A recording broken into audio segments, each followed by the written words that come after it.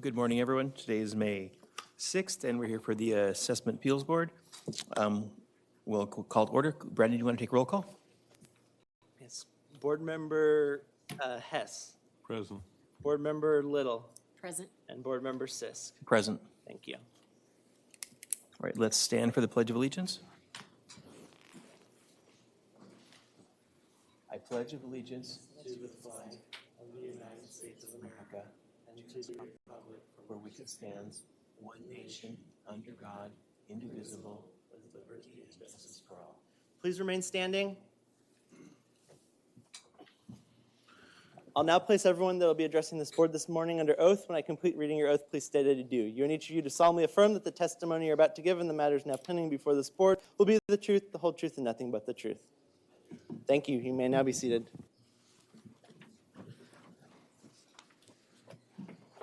Okay, would you like to conduct the agenda review? Yes, item 5 for May 6, 2019, the clerk of the board recommends approval of the agenda review by the Assessment Appeals Board.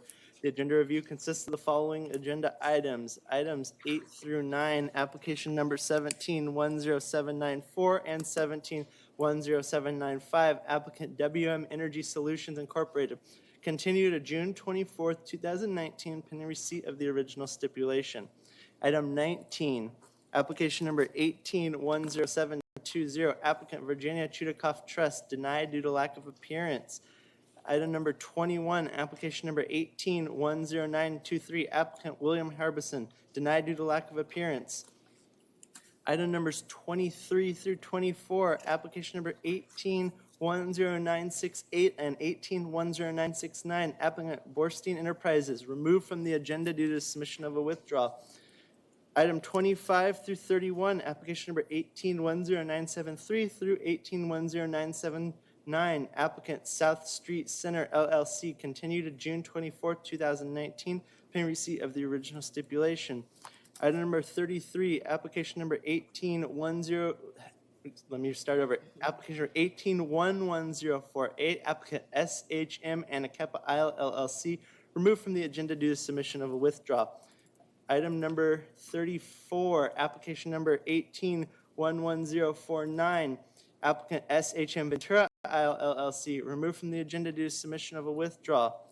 Item number 35 through 40, application numbers 18-11285, 18-11286, and 18-11290 through 18-11293, applicant SV Marketplace LLC, denied due to lack of appearance. Item numbers 41 through 43, application number 18-11287 through 18-11289, applicant Milan Toscany LLC, denied due to lack of appearance. That completes the agenda review. Recommended action is to approve. I so move. Second. Thank you. All right, and please vote.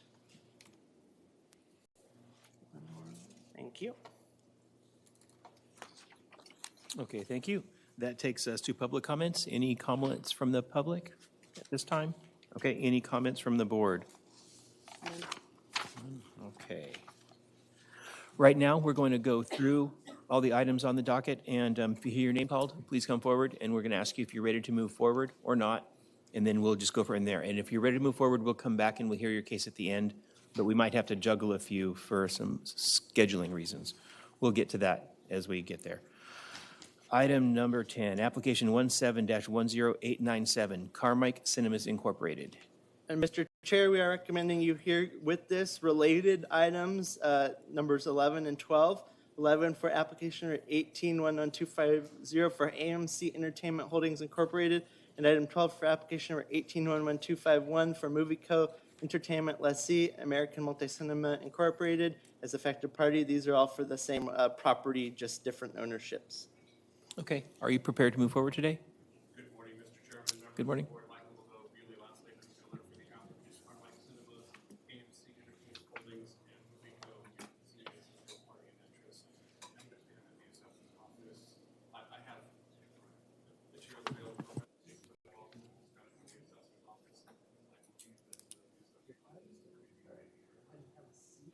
Okay. Assessor's Office, any comments? Good morning, board members, council. The assessor has brought this or these items, these three items in front of you before.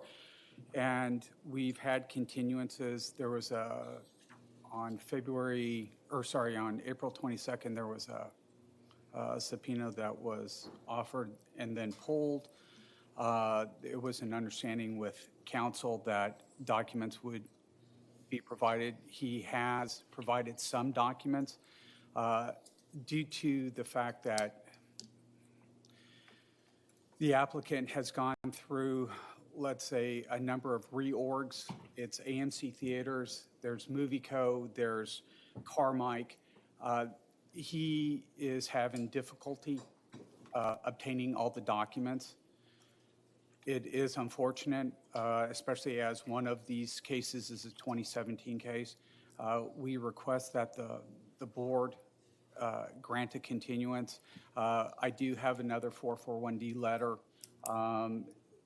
trying to whittle down what I believe Mr.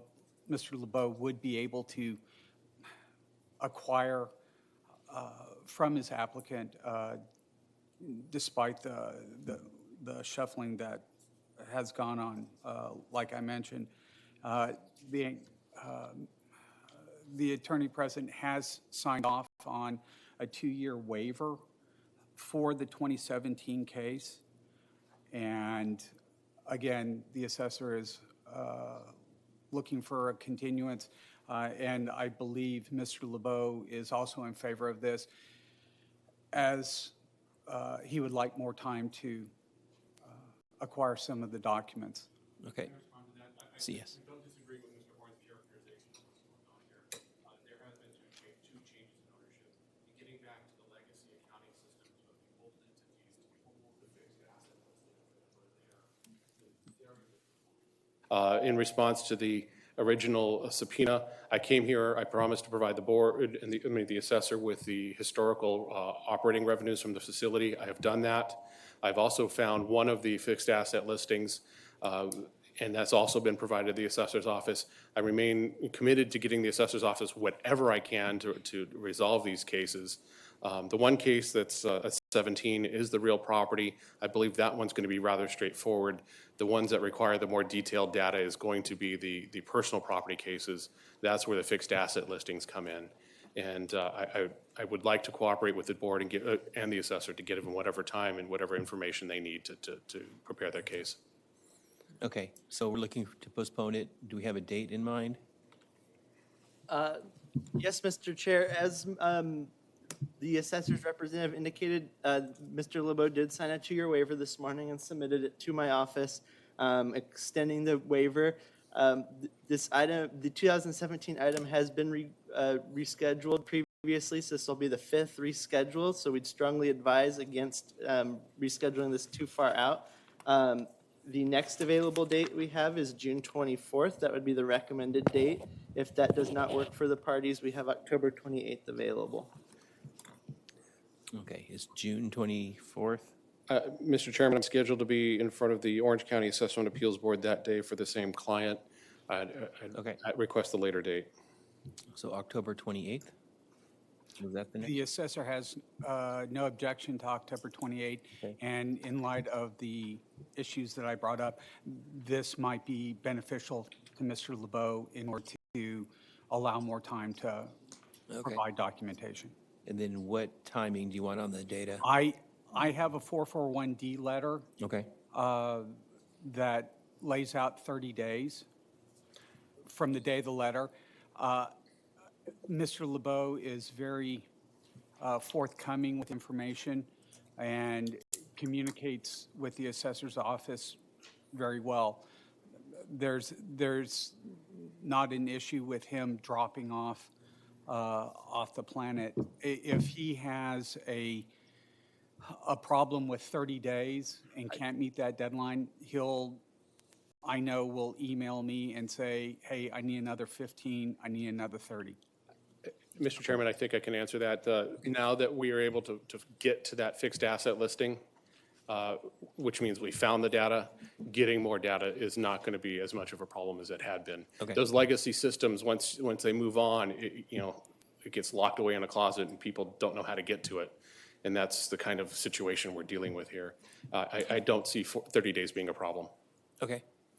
So we're looking for a motion to postpone to October 28th with the proviso that the 441D be submitted within 30 days. The response. Yes, yeah, the response to the 441D be submitted back to the assessor's office within 30 days. And the applicant will stipulate that this would be the last postponement that we would Yes, even and join this in, is the last postponement for the 2017 appeal. or even the 18th. Thank you. Good job. So moved. Thank you. Thank you, Mr. Chairman. Thank you, members of the board. Have a good week. Thank you. Have a good day.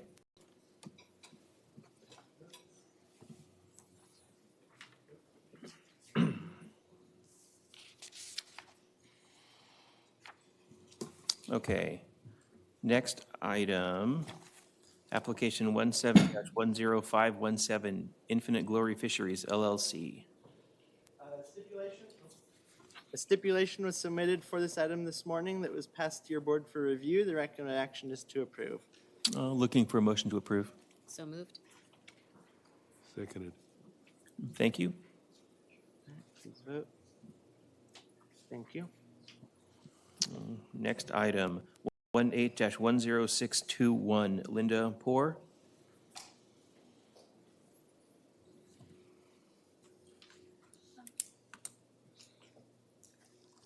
Hi.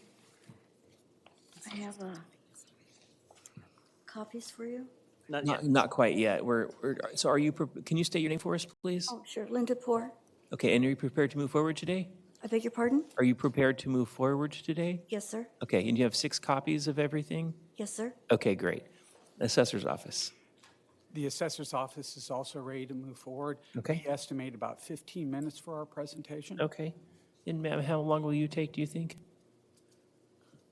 I don't know. About the same amount of time, I maybe? guess.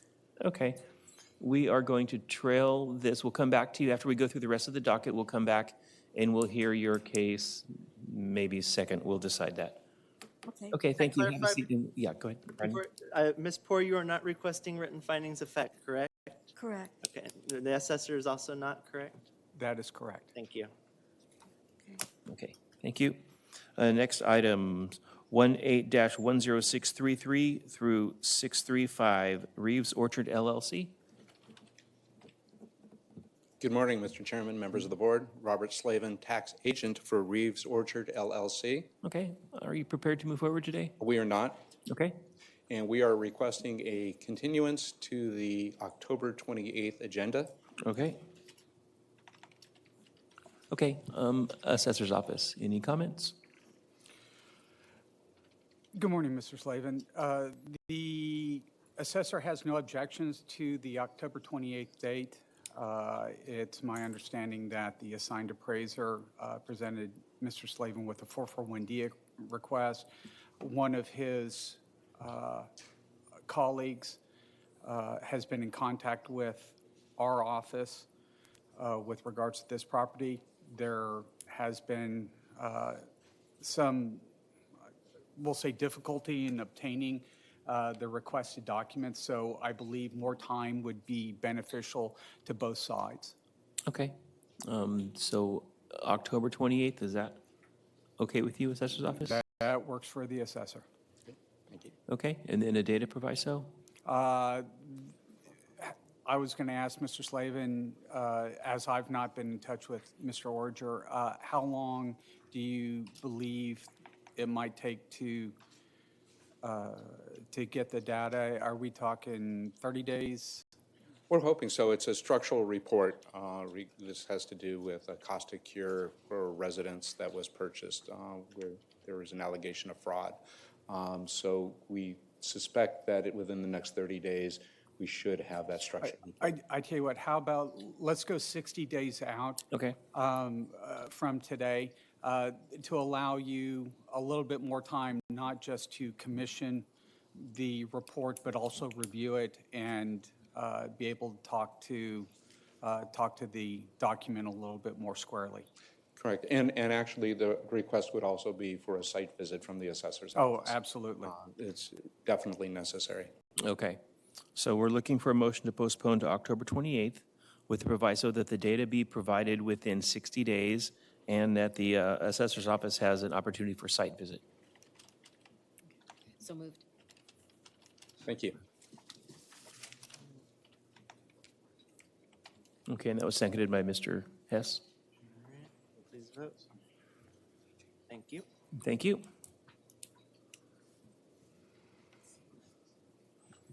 Next item, application 18-10638, Starbucks Corporation.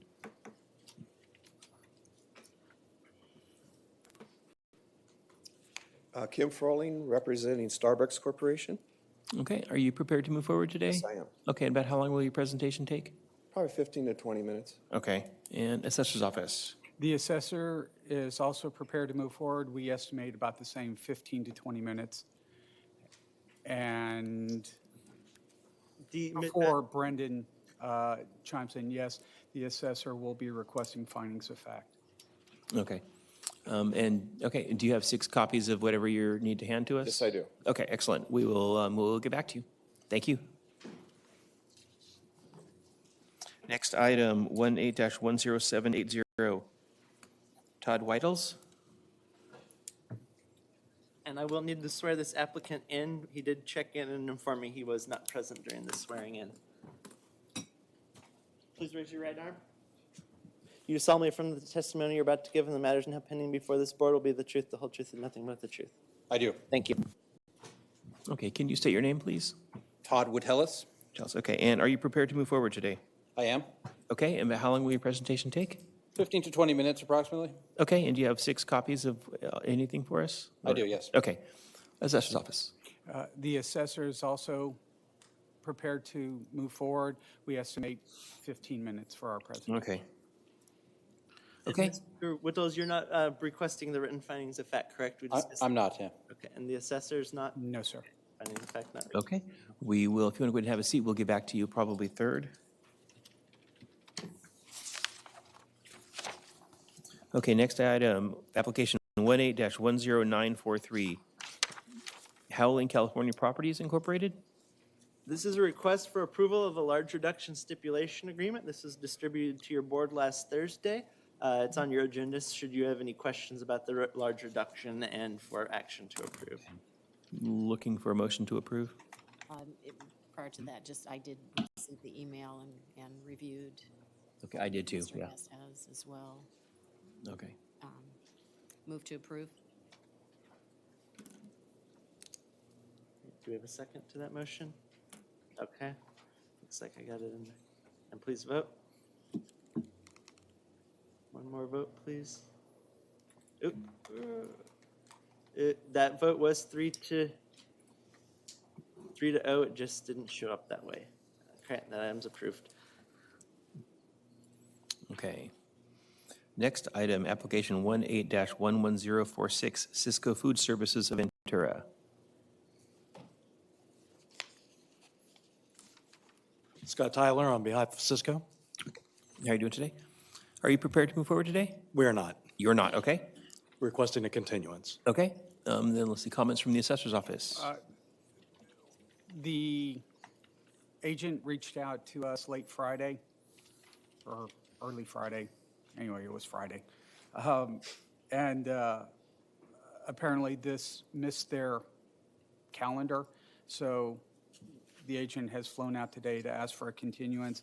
The assessor wouldn't have been prepared to move forward as there was no hearing confirmation Okay, that was submitted. So we'll leave it to the agent to decide what date is best. Yes, we could do it sooner, but the person that would be showing is as a conflict for the earlier June date. So Okay. we'll go for the October 28th date, please. okay. And then do we need any data exchange? Are we in good shape?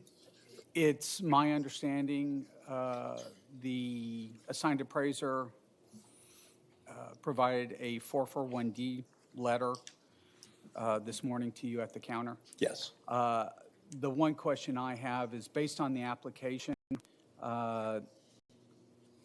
it appears that the only values in question are the business property.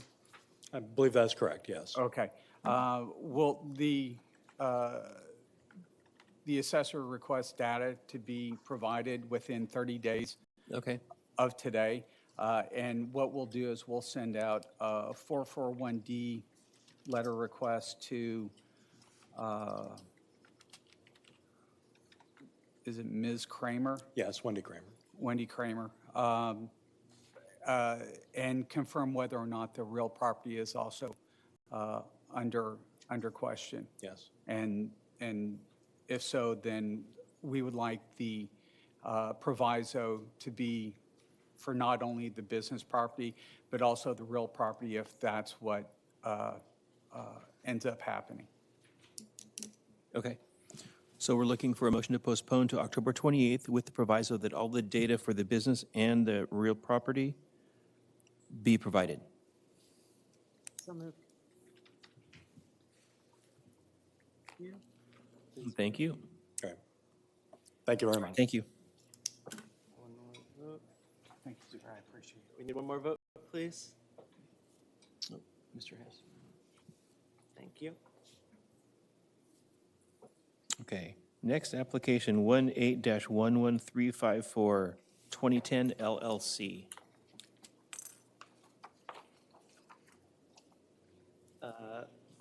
Mr. Fennery? Mr. Fennery, please come forward. What timing? Real quick. Okay,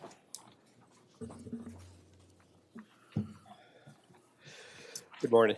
Thank you. could you state your name for the record, please? Patrick Finnerty for 2010 LLC. Okay, and are you prepared to move forward today? We're just amending Okay. 'Cause- an application. Okay, Yes, I've handed out a copy of the applicant's application to everybody, and on page 2, I've highlighted, he's requested, there was a misunderstanding in regards to what his supplemental assessment was for. It was for an event that occurred on May 11th, 2018, which he believed to be construction-wide, which is why the application was originally selected as C1. After clarification, he actually, there was a change in ownership on May 11th, 2018. So he's requesting to amend the application to add in section 6, box B2, as I've marked there. And then because there was no construction assessment done by the assessor on May 11th, the selection of C1 would not be necessary. There was construction done at a later date, and he would need a separate application for that later date assessment, which I've already discussed with him. So at this time, it'd just be recommended you approve the request to amend the application about checkbox 6B2 for the May 11, 2018 date, and to remove the selection of C1. okay, looking for a motion to approve. So moved. Seconded. Seconded by Mr. All right. Oops. Yes, thank you. All right. And please vote. Thank you. Now, this item is already scheduled for hearing on June 24th, so continuance is not in order, and that is more than 45 days from today, so rescheduling of that hearing is not required under the 45-day rule. So therefore, Mr. Finnery is all set to move forward on June 24th. You're all set? All right, thank you. However, Oh, yes, sorry. the assessor, because this is now a change in ownership, the assessor is requesting information from the applicant. We have a 441D letter that we would like to provide. And with this being, is it approximately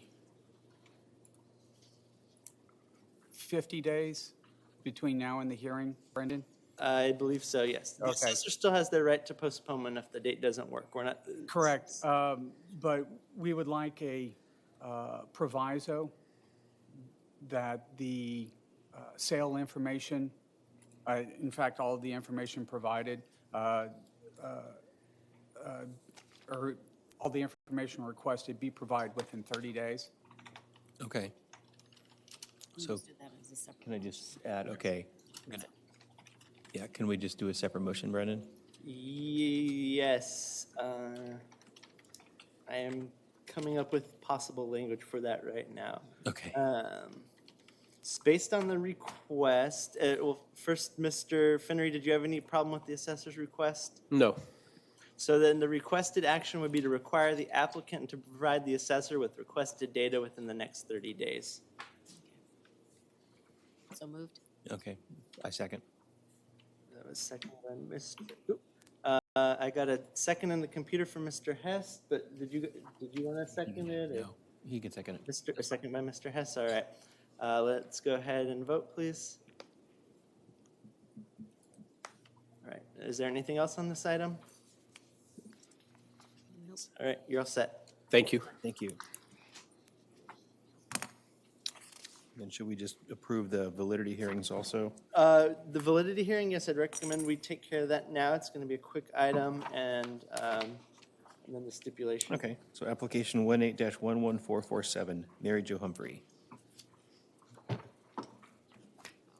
Thank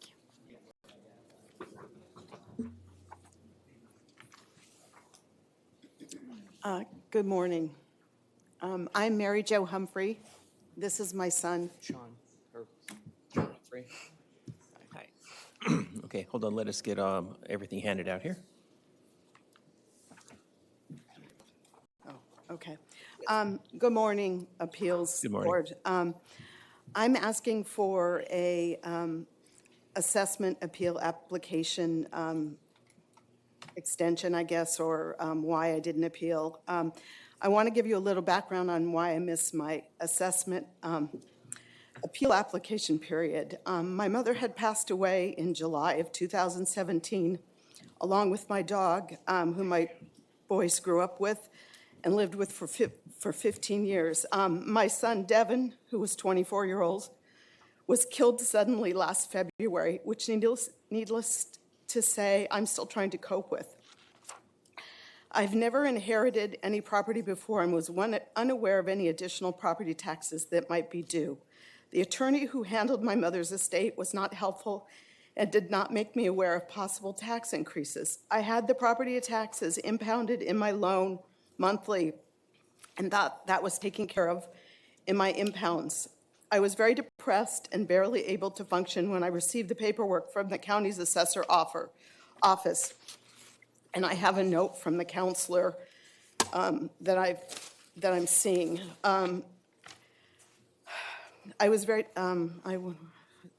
unaware of what this actually meant and what I was to do with it, so I put it in a folder to deal with later when I was more able to think rationally. I went to the county assessment office to find out why all these tax bills were due since I had impounded taxes. They explained that I was reassessed at 3/4 of the current value, and the claim for reassessment, exclusion for transfer between parent and child that was filled out was changed for only 1/4 instead of the full parent-to-child exclusion. Julie Vlasage, one of the beneficiaries, received her quarter of the trust in cash, and I have her signed thing showing she got her share of the money. I received the house as my share of the trust. Therefore, with this additional information, I believe the property taxes should be reassessed. Thank you. Okay, thank you. Assessor's office? Ms. Humphrey, it's unfortunate the tragedies that you've had to face with regards to the property. This is a change in ownership issue that seems to be sitting in front of the board. The assessor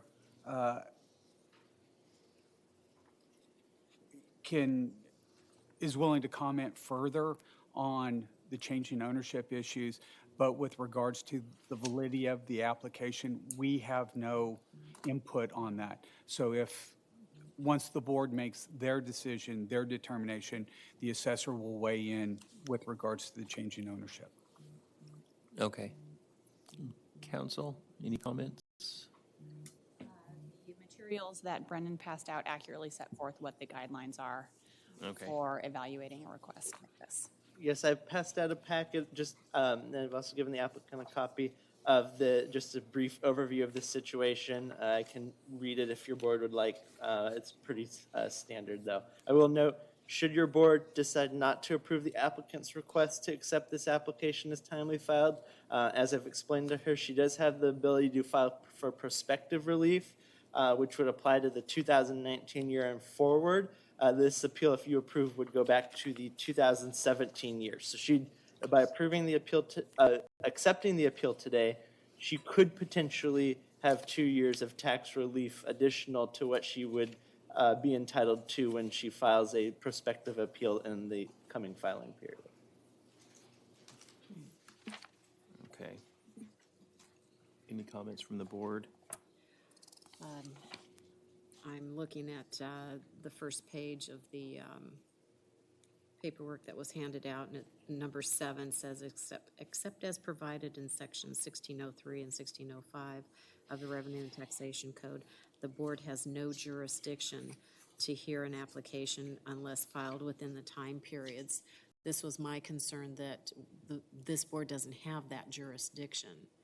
I wanted to ask Brendan, this would be a base year appeal based upon? Correct. The applicant, and I've attached a copy of the application, they're challenging that, one, that there should have been no change of ownership on July 8th, 2017, which is, I believe, the date of your mother's passing, correct? And then October 18th, 2017, which I believe was the date that one of the trustees was taken off title. So their first position is that there should have been no change in ownership as of those dates.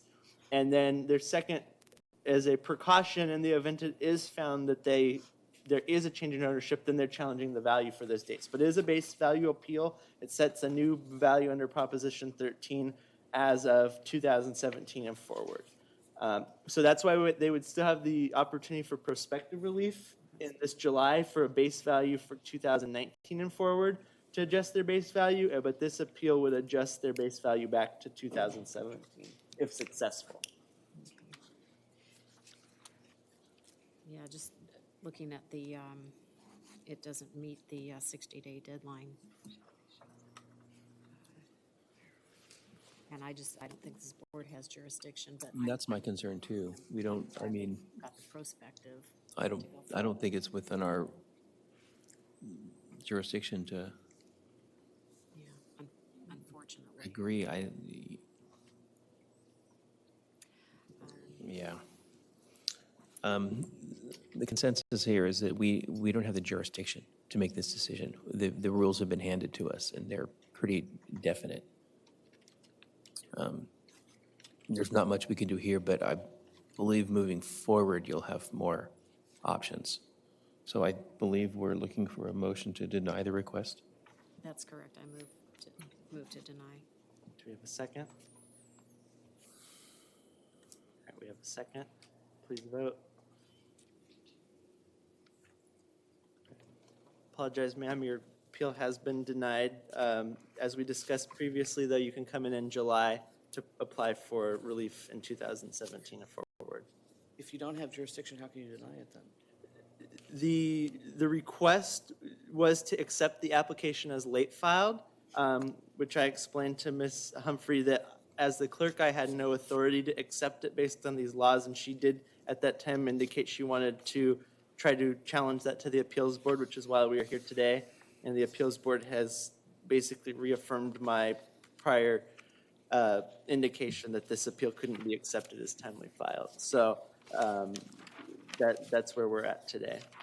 So I come back to this in July then with my documentation showing why I feel it. Correct, and I believe I helped you pre-fill out the application, so you're ready to submit it on July 2nd. So all you need to do is turn that into my office on July 2nd of what we've previously gone over, and then you'll have an appeal for 2019 and forward.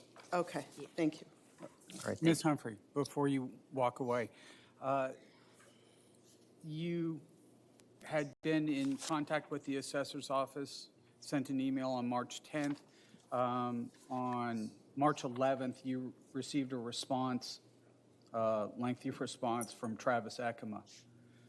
He's the one who's in charge of the changing ownership issues. Okay. Okay. I have a letter from him today that requests I believe some of the documentation that you have, if you can provide it, and I'm not saying it's going to go one way or the other, but based on the information that you have, it may undo prospectively the change in ownerships. Okay, If that's the case, then the base year values may not be necessary to be challenged. okay. So can we give this to you now, or? No, because this is not my bailiwick. Change in ownerships are Mr. Ekama's. He is out of the office today, but I do have, like I said, letter, his card. If you get in touch with him and submit that information and establish a line of communication between now and the filing opening, which is in July, filing that application may not be necessary. Okay, So although you didn't get your application approved today, there still may be relief hanging out there through the assessor's office. okay. All right? Thank you. Thank you for that. Okay, thank you. Assessor's office. Okay. Next, we have the stipulations. Yes, I've received those over the weekend, and I reviewed them all also. Mr. Hess, did you have a chance to review all the stipulations? Yes. Okay, move to approve. I second. Thank you. And please vote. Thank you. Okay, so we have 3 items today. Do we want to do them out of order? Okay, just in case. Okay, that's fine. Okay, I think we're going to do the Starbucks first, and then we'll come back, and then we'll do Linda Poor second, and then Todd Whittless third. Okay, so application 18-10638, Starbucks Corporation. All right, do we want a short recess to get set up, or are we ready to? Do you guys want a 5-minute break? Let's do a 5-minute break. All right, okay. Sorry about that, yeah. We'll do a 5-minute break so we can stretch out.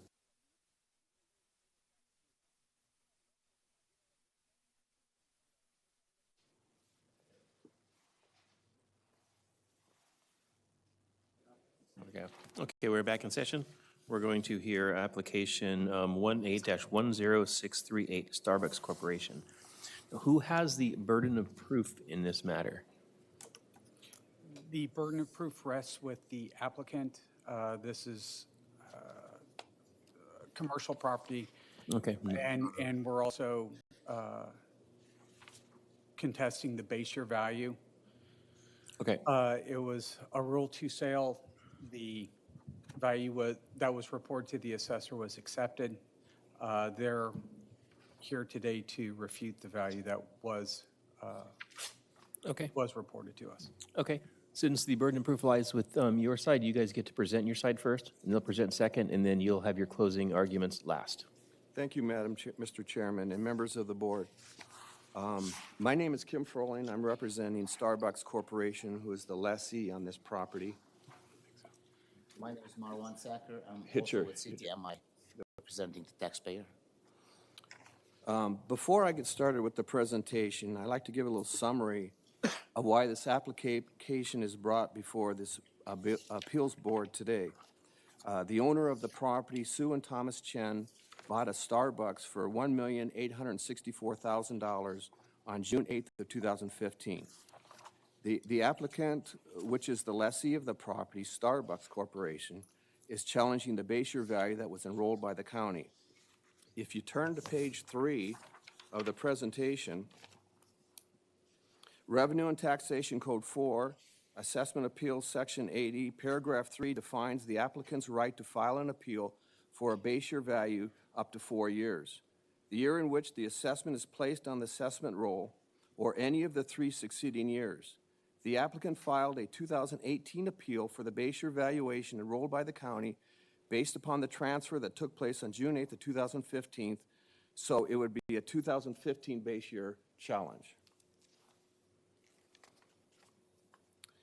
In support of our application for reduced assessment, I have conducted the required investigation, gathered the necessary data, and made certain analysis which have enabled me to form an opinion of the fee simple market value of the above referenced property as of the effective date of valuation. The estimated market value as is of the fee simple value is $1,340,000.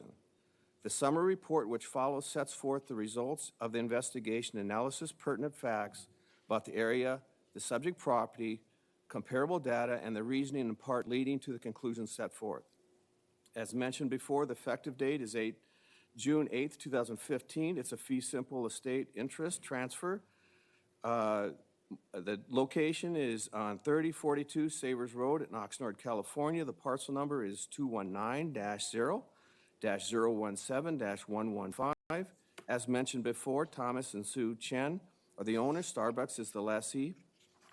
The site is 16,945 square feet. The improvement is 1,500 square feet and was built in 2004. If you turn to page 2, you can see that the subject property, the positive of the site characteristics are some 90 feet on Savers and on Samuel Avenue. The frontage on Savers is about 45 square feet, and the frontage on Samuel is about 45. The total square feet turns out to be about 93 square feet of frontage. The negative of the site characteristics, access from Savers Road to the property is busy due to the cutouts of the property. The location is a mid-street and not a corner location like most Starbucks. The traffic coming from Channel Island, you have to make a U-turn in order to get to the property, which is the main thoroughfare to the property. And I went to the property this morning to review it. The back parcel on Samuel Avenue is not accessible. It's cordoned off by Starbucks, and you don't have access. They use that as a drive-through. And so in reality, when I said the positives are 93, it's really only 45 street access of footage. There is 2 points of ingress and egress of the subject property, one in Savers Road and the other from the back of the property on Samuel Avenue, which is attracting residential neighborhood traffic, as I mentioned before, not accessible. The subject has below average visibility being a mid-street location. As you can see, U-Haul of Oxnard to the north, McDonald's to the south, Samuel Avenue to the west, and Savers Road Samuel Avenue to the east and Savers Road to the west. The land is rectangular in shape. The site is generally level. The adjoining streets are paved with curbs, gutters, and sidewalks. All typical and necessary public utilities are available and connected to the site, including gas, water, electric, sewer, and telephone. Subject is a freestanding Starbucks drive-through, well-maintained and average condition. The design of the subject is appropriate for a fast food class property, and the building has a market appeal that is similar to other competitive properties in the area. The quality of the subject is an average for a 2004 built building in the fast food restaurant class. And I do have some more handouts, if I can hand those out. I got 3 more. Okay, so what we're looking at is exhibit number 1, and this, what we're receiving now is exhibit number 2.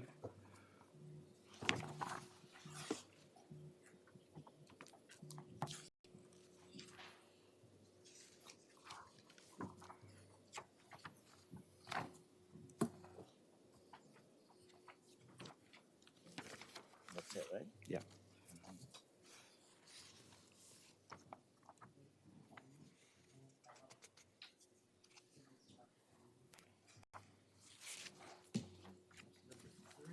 Okay.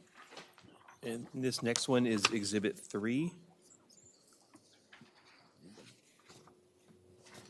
And the last one is exhibit 4.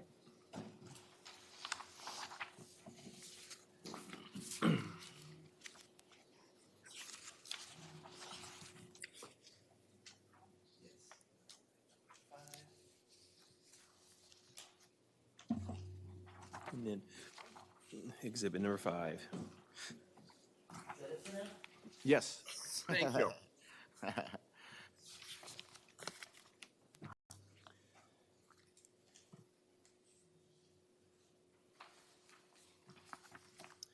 If everybody is set, if we can look at the first one is revenue and taxation code on the front. Okay, that'd be exhibit number 3. If we turn to the second page,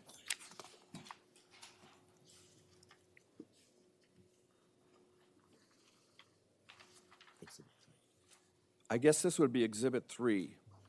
For purposes of determining full cash value or fair market value of any taxable property, all of the following shall apply. The value of intangible assets and rights relating to the going concern value of a business using taxable property shall not enhance or be reflected in the value of the taxable property. In other words, what that's saying is that whenever there's a purchase, there's a lot of components to a purchase. Some of it's real estate, some of it can be personal property, or some of it can be what we call business value or going concern value. If there's intangible assets in that going concern value, that should be excluded from the purchase price.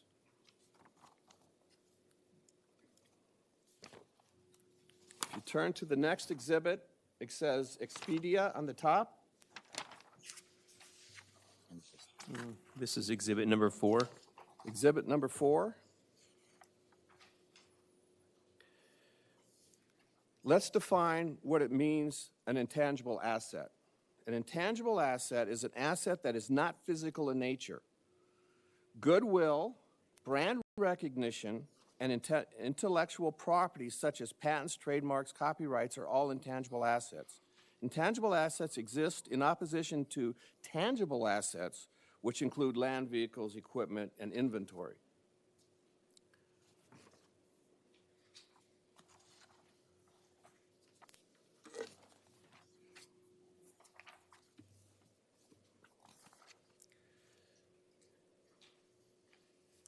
As you can see, the company brand name and customer loyalty created a goodwill in this property that the new owner bought along with the real estate.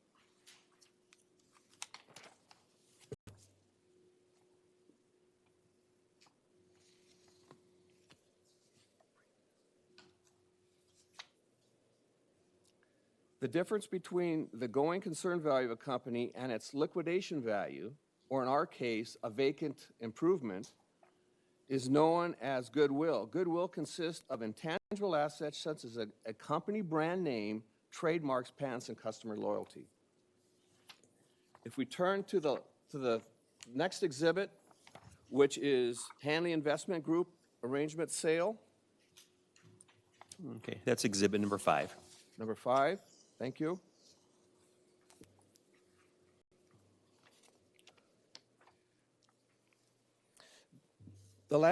This handout was an article that was in the Blah Journal in their weekly real estate newsletter. Hanley Investment is a real estate broker firm who specializes in retail investments. If you turn to the second page, Starbucks continues to be one of the most sought-after single-tenant retail investments in today's market because of its A credit rating, corporate guaranteed lease, and continued progressive business habits to attract and maintain the loyal customer base. If this property was vacant at the time of the purchase, it would sell for land and improvement only.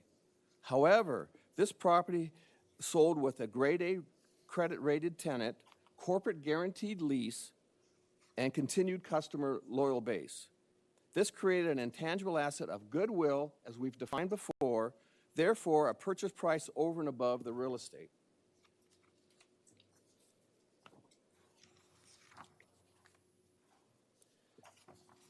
Okay, if you turn to the last exhibit, which exhibit is that? It's number 2. Number 2, thank you. Okay, this is a Starbucks sale. It's located at 310 South Palm Avenue. It's located in Santa Paula. A new lease was signed November 13th of 2013.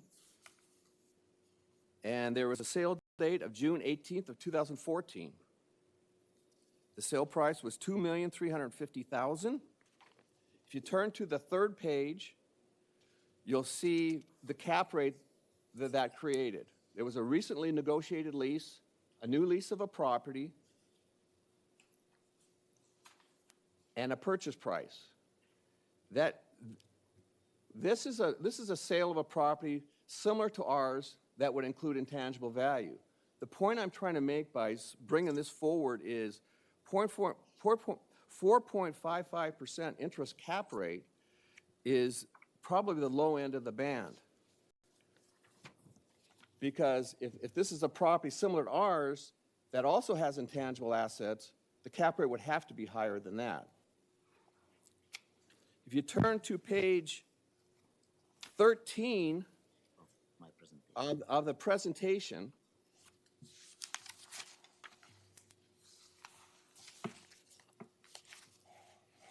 as you can see, the retail cap rates for all I don't have Ventura County, but I do have Los Angeles and Orange County as a guide to help us look at, to verify that our cap rates are in market range. The Los Angeles cap rates range from 4.5 to 5.5.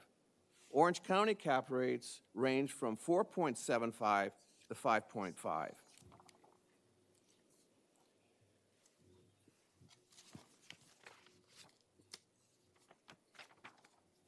The applicant has used the income approach to derive our market value. The income approach is based primarily on the theory of anticipation that holds that value is determined by the present worth of expected future benefits. These are to be derived from a direct capitalization.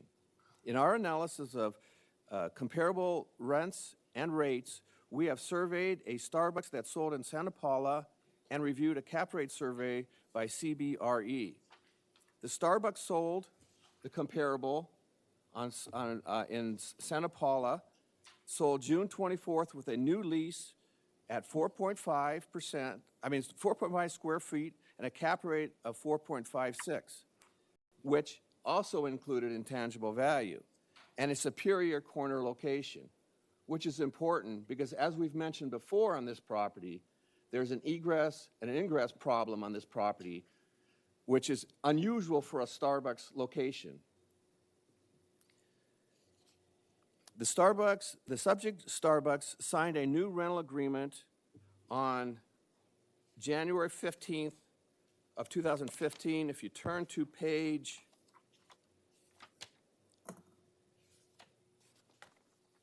9 through 11, is a copy of the lease.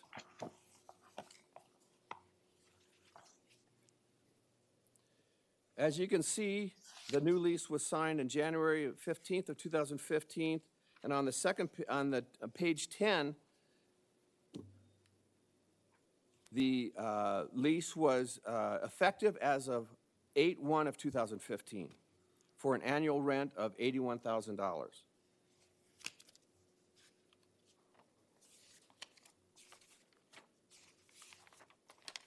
If you turn to page 7,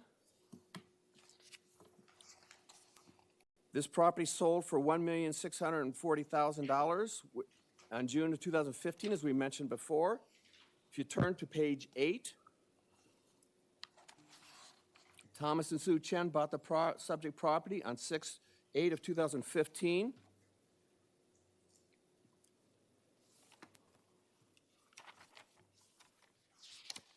And if you turn to page 12 is my income approach.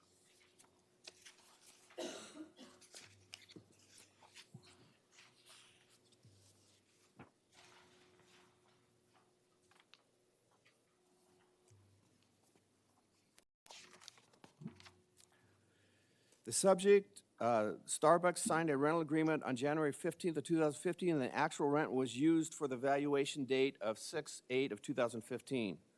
The subject rent was considered market rent for this mid-street location. The property in Santa Paula and the cap rate survey indicate the low end of the cap rates at 4.5.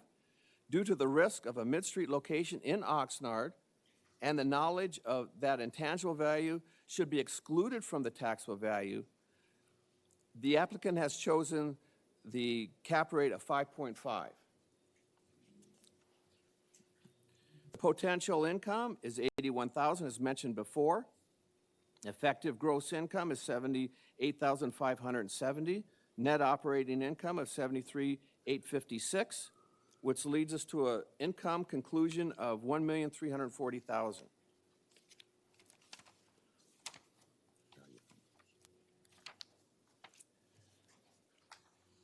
The income approach was used to value the subject property as of the purchase date on 6/8 of 2015. Investment properties such as the subject property were purchased by investors on the basis of an analysis of the probable income derived from the property. The consultant's income approach is an attempt to simulate the analysis of a prudent investor who would undertake such a property. Accordingly, primary emphasis is generally placed on this approach. This approach was accurately indicates investor motivations for purchasing properties such as the subject. The subject property sold 6/8 of 2015 for $1,864,000 with a newly negotiated lease on January 15th of 2015. It's our position that this building, if vacant, would not sell for the same amount that was enrolled by the assessor on 6/8 of 2015. Therefore, the purchase price included an intangible value that is not part of the real estate and should be excluded from the purchase price. The new owner bought this property with a steady income stream from a national credit tenant rather than buying the real estate. The new owner has an almost guaranteed income stream from a globally recognized tenant. Based on the investigation undertaken, the analysis made, we have formed the opinion that as of 6/8 of 2015, the subject has the following estimated value: $1,340,000. Since this is a base year value, in order to get up to the 2018 value, we would have to add an inflation factor for those 3 years. So the applicant's value for 2018 after adding the inflation factor would be $1,422,019. I think that concludes our presentation. Okay. Thank you. Assessor's Office, any comments of the applicant? Yes, we have a few questions. I had a question. Did you say that when you went to the Starbucks that you couldn't get out from Samuel Avenue? Was it closed off today? It was blocked off with cones. That's right where the drive-through was. So there was no access allowed. They had cut that off through the drive-through. So there was cones set up so you couldn't get access through Samuel Avenue. I just went out there this morning. Okay, I just didn't know if it was something that was today, because when I had gone out there, I actually had gone out through Samuel Avenue. That's why. It is just today. It was blocked off to allow people to enter the drive-through without people crossing their path. Oh, okay. So It happens all the time because they have to block it to do that. So they force people to come in off of Xavier, and that's one. I'm wondering if it's like certain times or. I'm sorry? Because when I had gone out there last week, like, I don't know, 10 o'clock in the morning, I didn't have any issues. So I just didn't know if it was just a one. I'm sure it's rush hour thing. Oh, okay. And I apologize, Andrea Rovtar with the Assessor's Office. I'm sorry, I missed that. Andrea Rovtar with the Assessor's Office. I didn't introduce myself to the members of the Board of County Council. I apologize.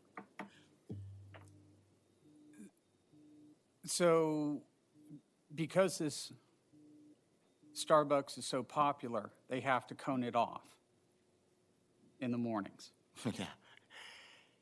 To allow access to the drive-through, they have to cut off the back access to it. Yes. So the drive-through comes in and people don't cut through. No, I'm familiar with the layout, but I'm just saying. I think that's the reason why most Starbucks are in corner locations. With the drive-through, you got access on both sides.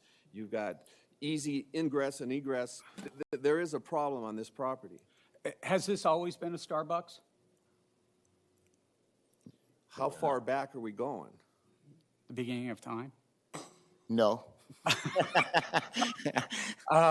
Approximately when did Starbucks go in? 12:15, isn't it? I think it was, I have to look at my notes, but I think it was around 2015. Okay. I have. Do you have more information? than that? I have 2005, because 2015 is when the most recent tenant, or most recent owner. Oh, no, purchased I it. apologize. You're right. I have a lease right here. The original lease was, I apologize. No, that's okay. I was thinking about this transfer. The original lease, Starbucks would have, the original lease was September 13, in 2013. And No, 2004. Then there was a lease, the first lease was 2004. I apologize. quite all right. So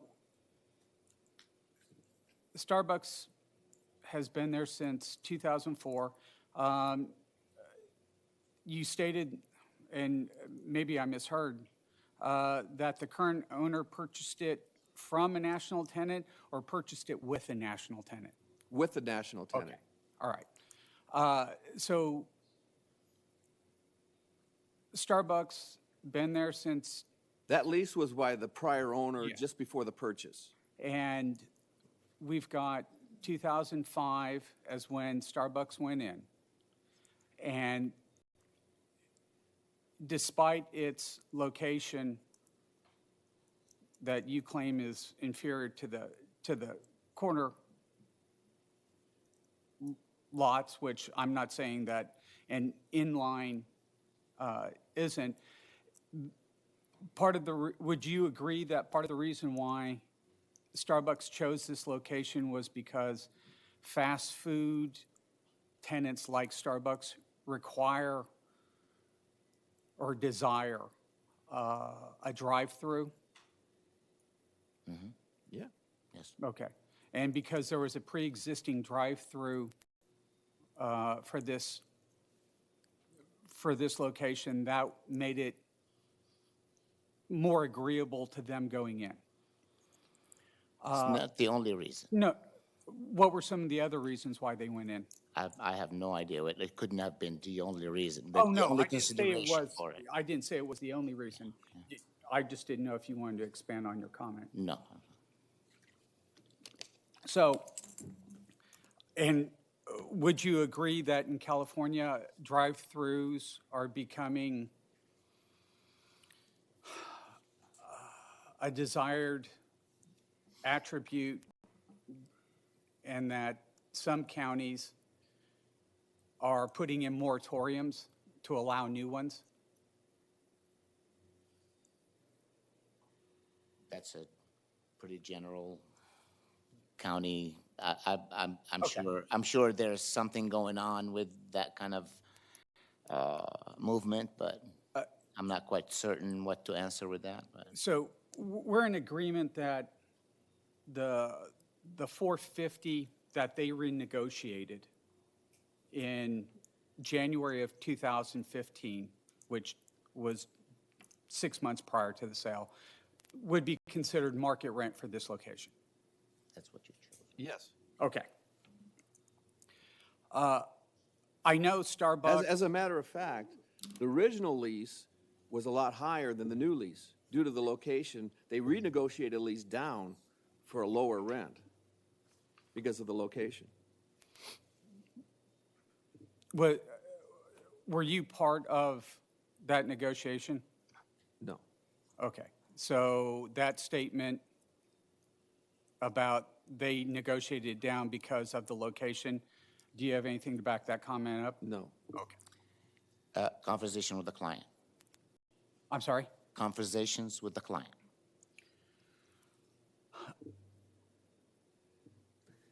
Because the 450 is the market rent, and I know that Starbucks is a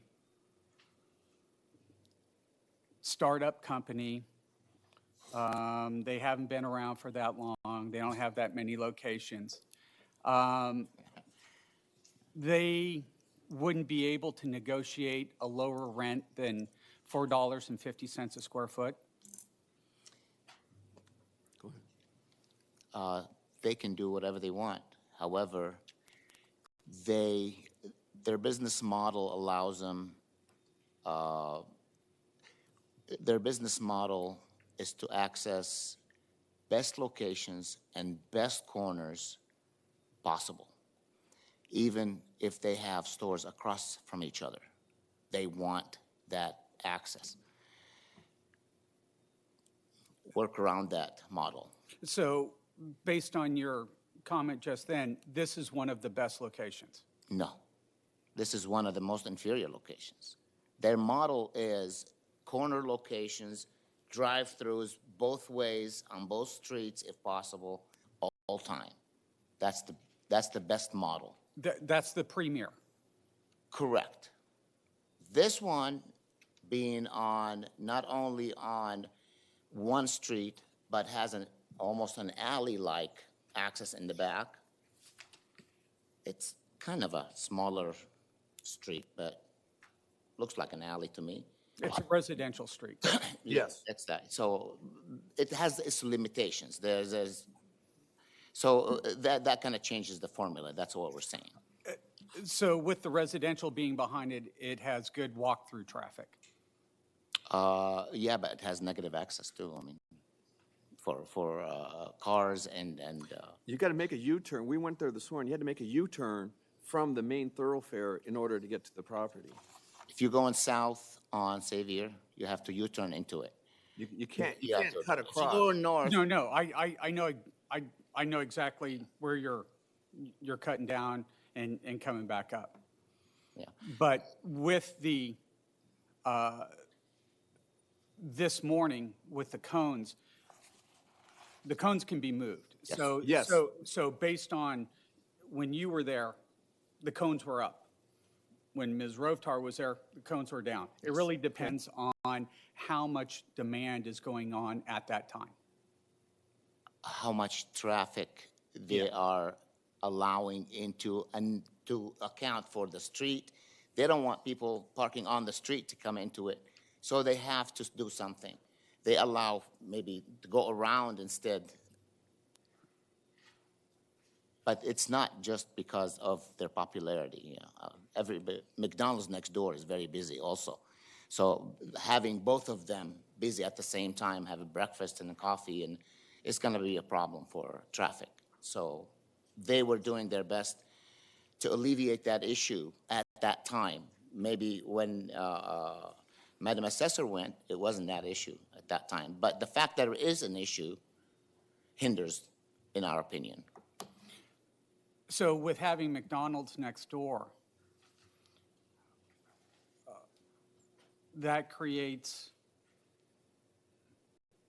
more popularity for that area and more desirability? Well, that's a pretty strong assumption. There's the U-Haul next door to the other side is a deterrent. So how do you do that?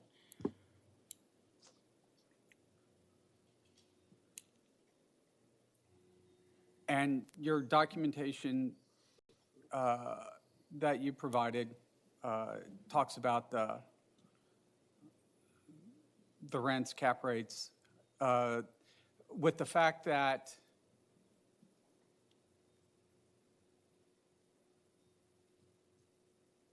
the rents were negotiated, or the base rent was negotiated lower.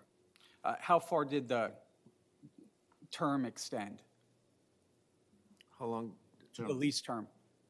Oh, it was, I think 15 years and then 3 years, 3 5-year options, I do believe. I can look at it real quick.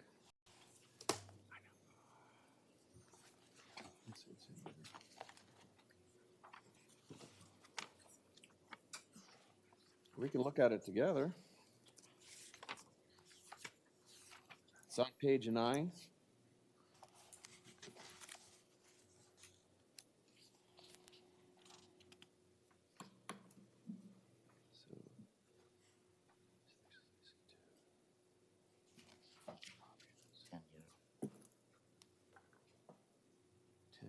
And then 5-year options. Yeah. 10 years and then 2 5-year options, it looks like. Okay. I have it, the last term begins 2035, is that correct? Yes. Or ends 2035? That sounds right. 2025. 2035. So Starbucks is a quality tenant. There's less chance of them skipping out in the middle of the night. Would you agree to that? Oh, yeah. Oh, yeah. Okay. Would you also agree that a long-term lease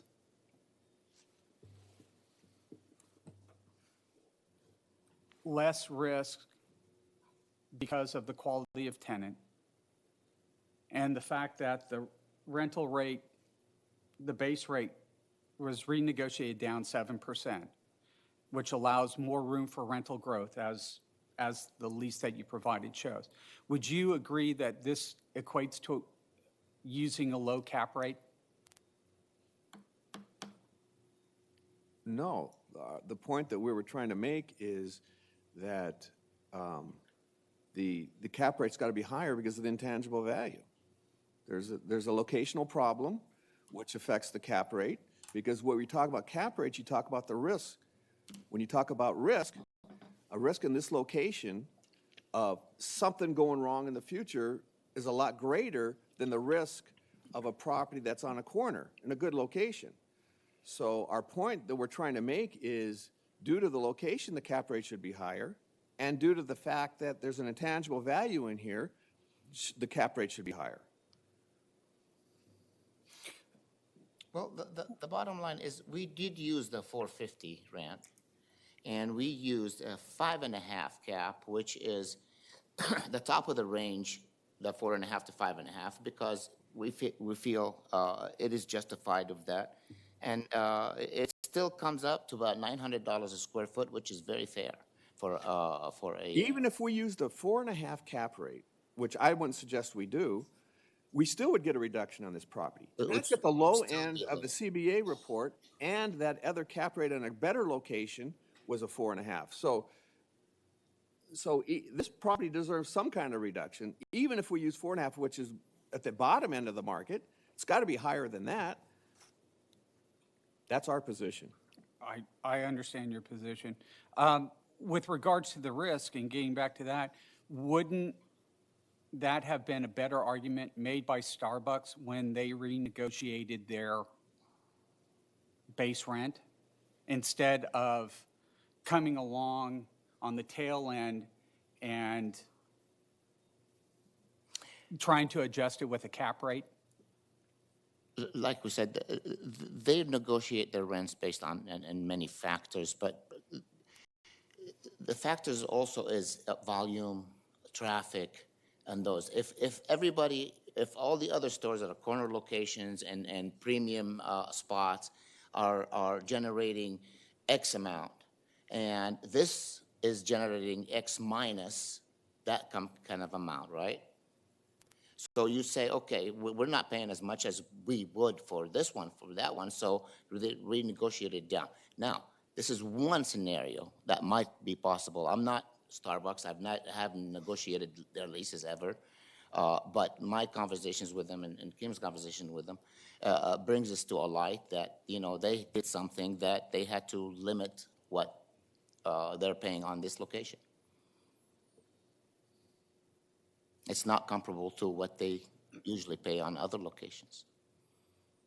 And that was part of why there was a reduction in the lease. The intangible aspect to which you allude, that component is factored into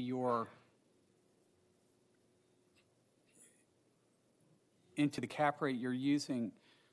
Would it not be better to do some sort of derivation and make a lump sum amount instead of factoring it into the cap where you're trying to hit a moving target with regards to? Do you have a suggestion? You're the one who. The problem with that, sir, is not us, not yourself, not the State Board of Equalization, not this board. Nobody has been able to pin down a proper way to test or measure intangibles. Some people feel that a combination of franchise fee management. Some people feel like it's a percentage. If it's at 10%, between 5 and 10%, it's a fair one. People feel like us. It depends on the income and what the difference in cap rates are. So it's a school of thought, and it depends on where you fall in that school.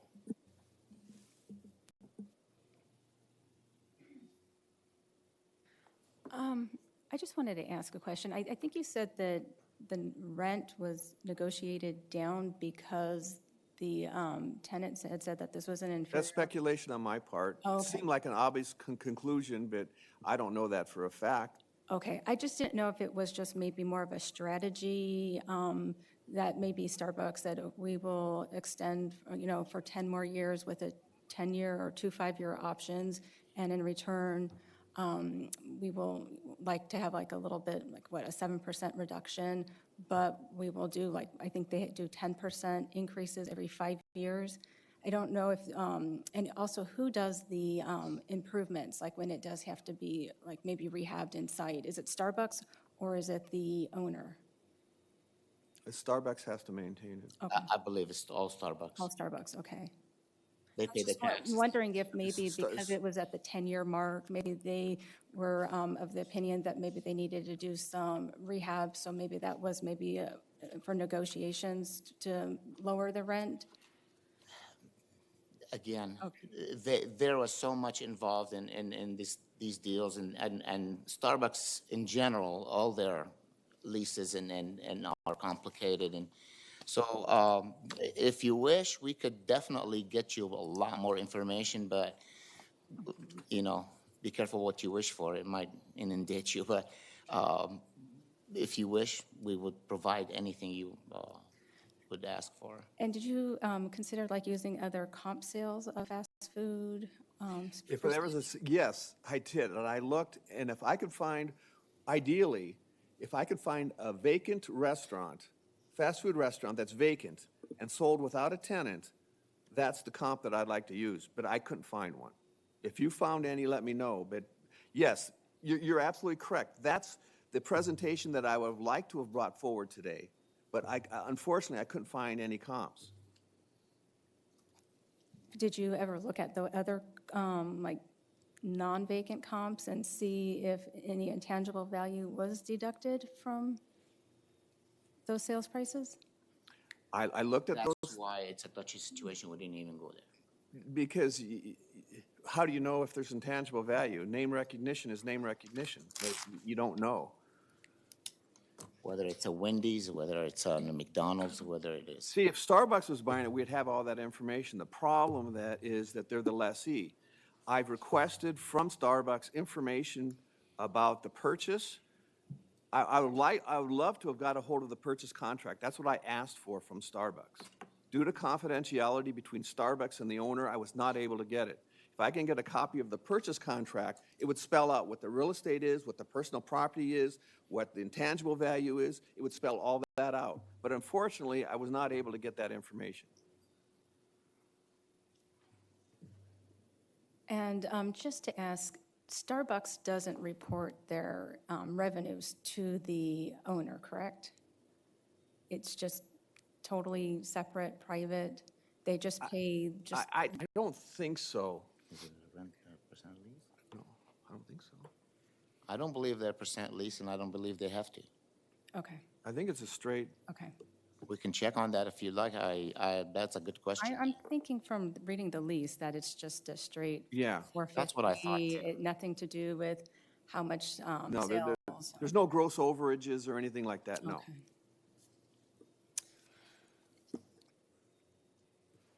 So to get back to your point, or the statement you made, Starbucks files an appeal, brings you on, but yet the information you requested,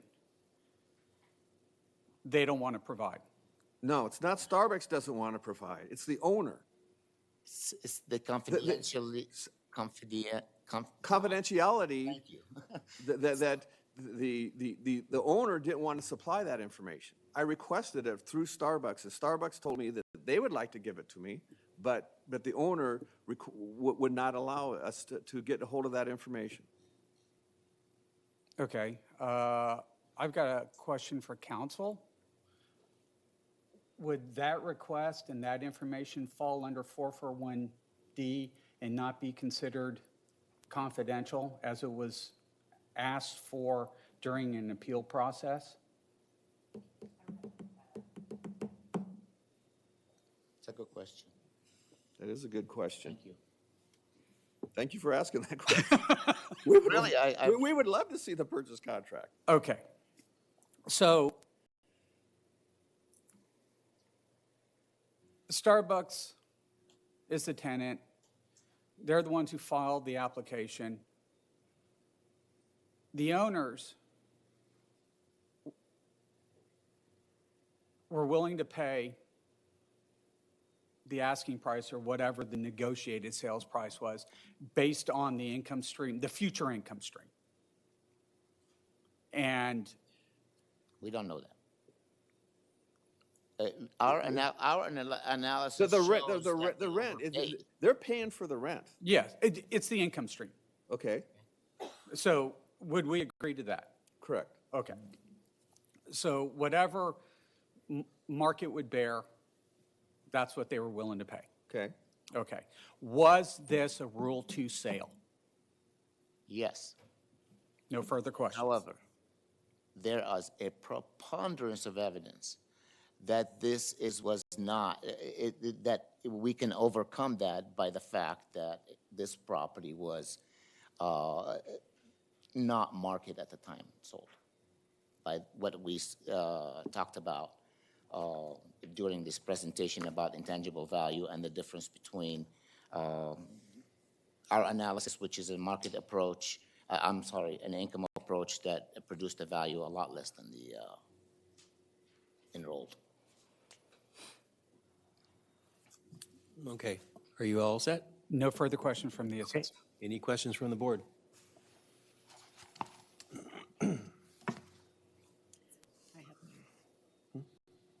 None? Okay.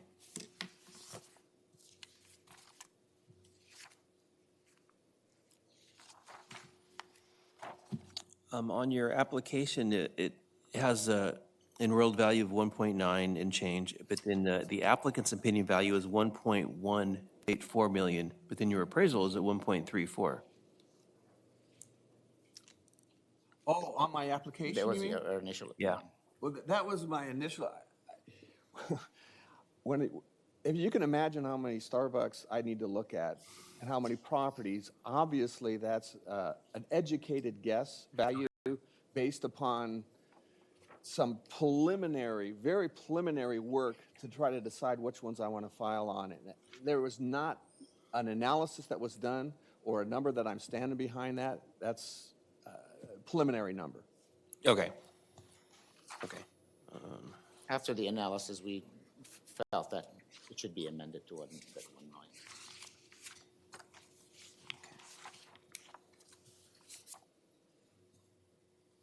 And then you have, the one sale you have is in Santa Paula. Is that a different market than South Oxnard? That's in a different city. What we were trying to show there is what Starbucks are. Starbucks cap rates are the lowest cap rates of any of the cap rates out there, even in the fast food industry, the Taco Bells, McDonald's. Typically, Starbucks have some of the lowest cap rates out there. I was just trying to show another cap rate from in the county of Ventura and what a cap rate would look like for a property on a corner in a better location. Okay. Is this one in Santa Paula on a corner? Yes.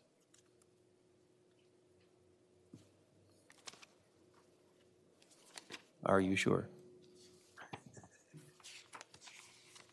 It's on the corner of Santa Ana and South Palm. Santa Ana Street, South Palm. Oh, that tiny street. Okay, yes. Okay. And then you had cap rate data for everywhere except Ventura County, was that correct? The survey that I had was for Orange County and LA, were the cap rates that I had. Okay. I kind of look at Ventura, probably similar to Orange County, maybe not as similar to LA, but I thought LA, if I use LA and Orange County as a backup to kind of to see where the cap rate should be, after I looked at the Santa Paula property, kind of fell in line with 4.5 as kind of the bottom of the market of cap rates. So I kind of felt after looking at the survey that we were in the right track here. Okay, even though the one in Santa Paula was built in 2014, it's quite a bit newer than the one in Oxnard? 2004 to 2014, probably not that much of a difference, but yeah, you got a point there. 2014 is a newer building. Okay. So that would lead me to believe that that cap rate would be lower and our cap rate should be higher then, right? Okay. I don't know that I have any other questions. Any other questions from the board or council? No, I'm good. Okay. All right, I think we're all set. It's time for Assessor's Office to present their side.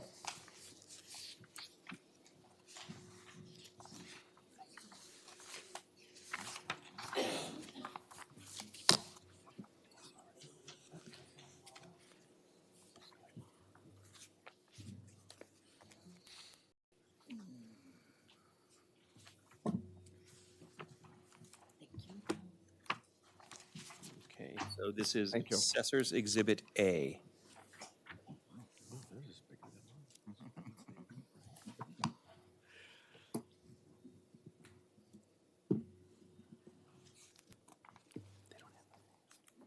Yeah.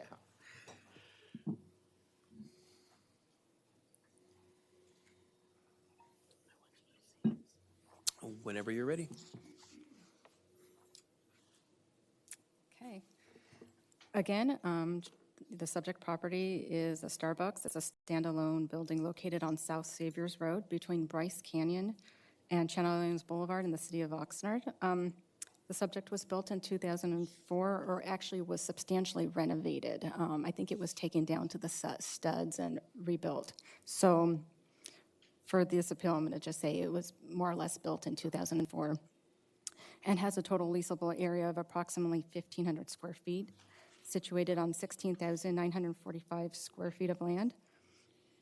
I do want to point out that our records actually has this building at about approximately 1,600 square feet, but for this appeal, we're going to use 1,500 square feet because of their lease states that it's 1,500 square feet. So I just wanted to make that acknowledgement because when we turn to the pages, I have a subject sale and it'll have a little bit of a different square footage. So I just wanted to clear that up.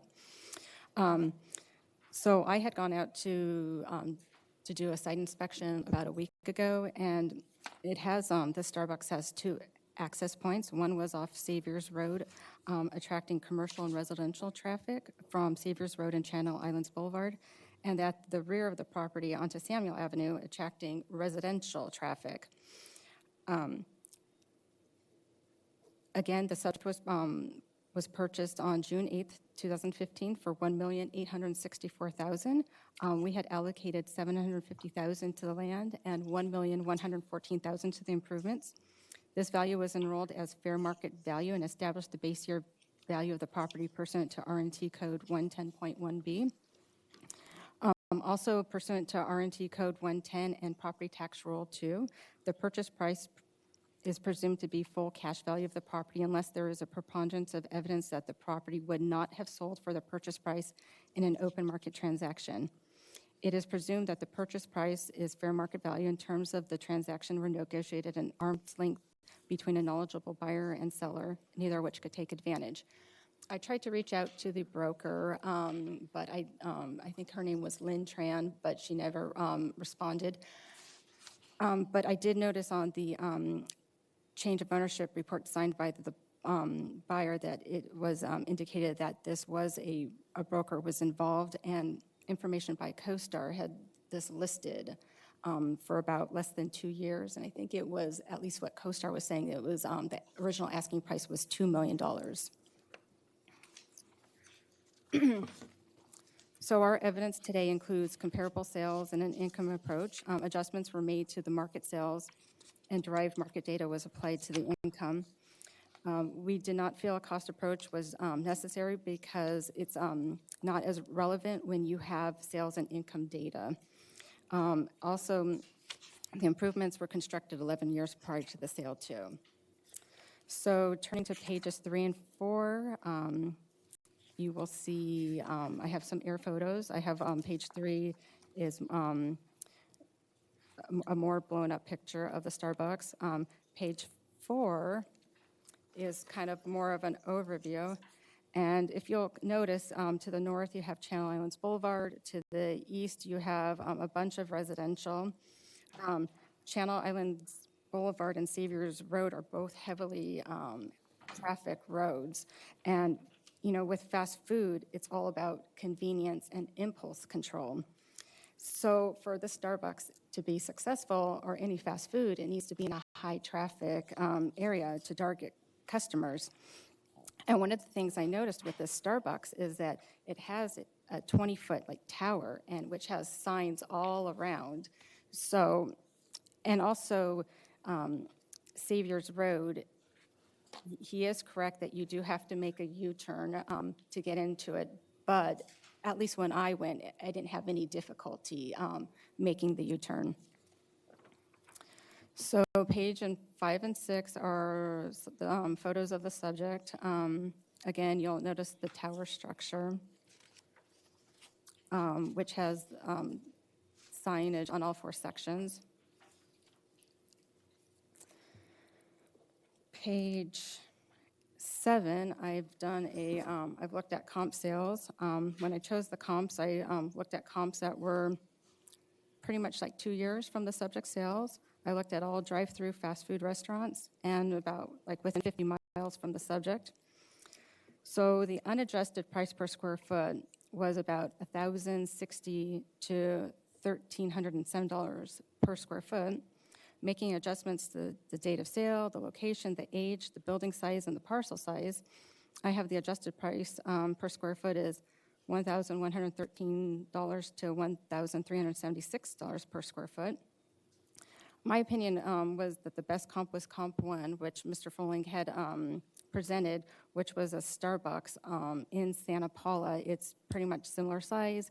I did make adjustments for location and age, and in my opinion, I actually thought the Oxnard location is actually better than the Santa Paula location due to the daily traffic. I believe off Palm Avenue, when you get off at the 126, it's about 15,000 square feet, whereas at Harvard, it's about 15,000 square feet.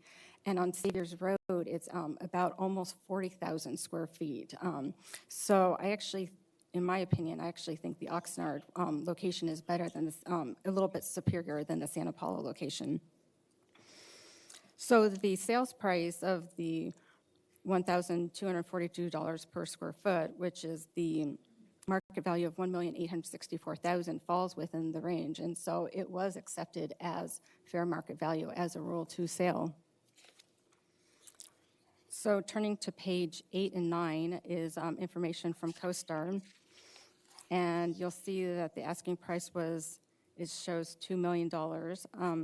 That's what CoStar is saying. I unfortunately wasn't able to confirm that information with the broker.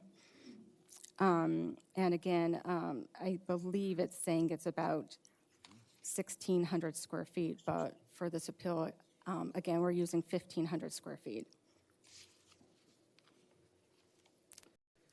And then page 10, we have the sales comp photos. Page 11, we have a map of the subject and sales comps.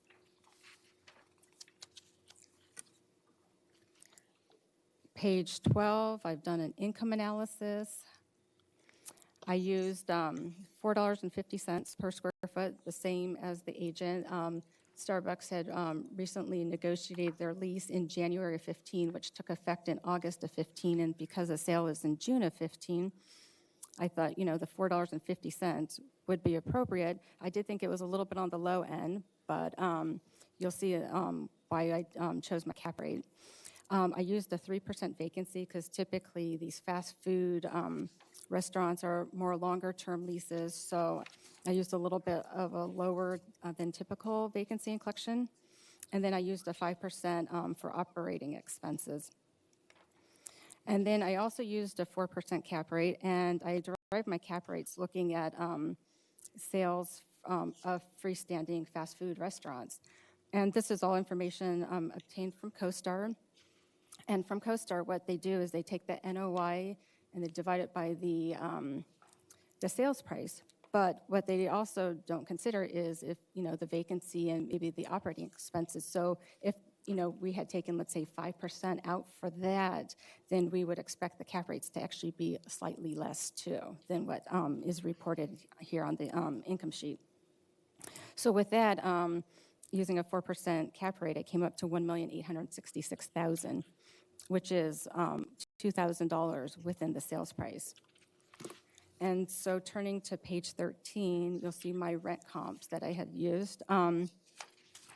Comp 1 is the subject. I chose it obviously because it was a recently negotiated lease. Comp 2 was the Starbucks in Santa Paula. And then Comp 3, unfortunately, I'm not able to put the tenant information in because when we do decline in value reviews, when we send out our questionnaire, we do ask for, we do say that the information is confidential. And then Comp 4 was listed on CoStar. It was a Krispy Kreme in Oxnard. So because I'm using a little bit of a lower end rent, I am actually using a little bit of a lower end cap rate. So page 14 is just the reconciliation of the sales and income approaches. Pages 15 to 23 are where I got my cap rate information from.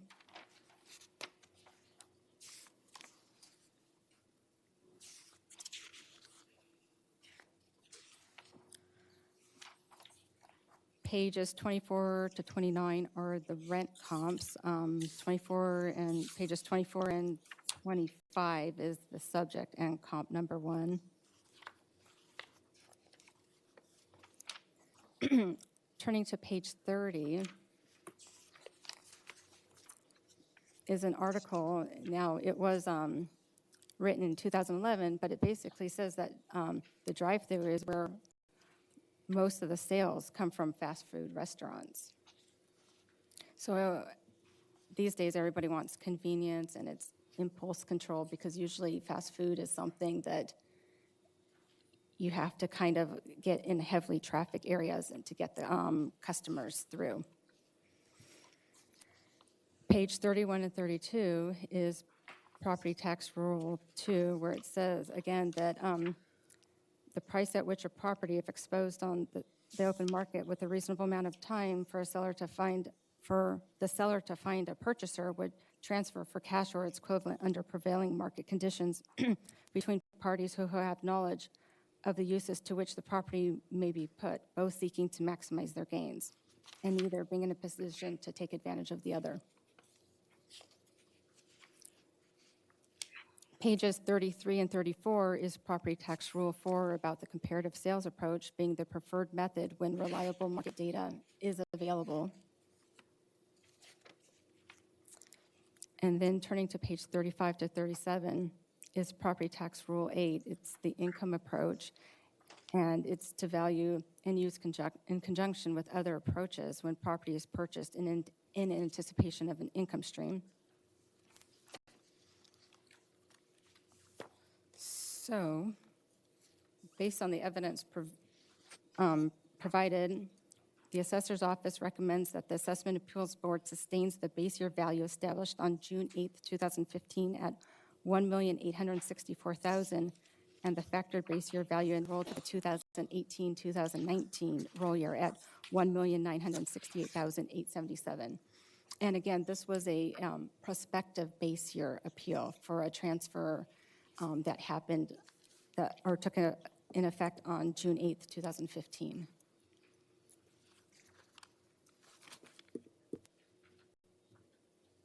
Okay. Any questions of the assessor's presentation? I've got a couple questions. if this property became vacant and Starbucks had, was no longer the tenant on this property, and the property was vacant at the time of the purchase on 6/8 of 2015, would have the property sold for less?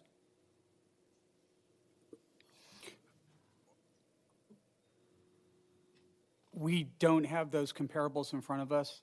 I don't feel comfortable answering that question. In generalities, just broad generalities, vacant buildings usually sell for less because there's the lease-up time. Okay. Let's say that Joe's Coffee Shop moved in to that location, that same building, same location. If it was Bob's Coffee Shop and it wasn't Starbucks, who's a national ranked property, a national, global recognized, would it, and it was Bob's Coffee Shop, would it sell for less at the time of the purchase? It's an active tenant in there. Yes, it's an active tenant. Is there, we would take a look at both the comparables and also the lease that was. It's a subjective question.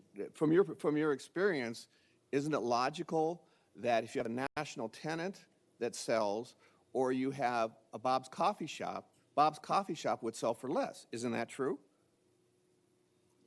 It would depend on the lease. That would be one of the components. And I would have to see Bob's Coffee Shop's lease to be able to answer that. Let's say the leases were the same. Let's say they both signed $4.50 a square foot. Both leases are at $4.50 a square foot. Same location, same building. One's a Bob's Coffee Shop and one's a Starbucks. Wouldn't the Bob's Coffee Shop sell for less? Not if you could substantiate the lease and the cap rate.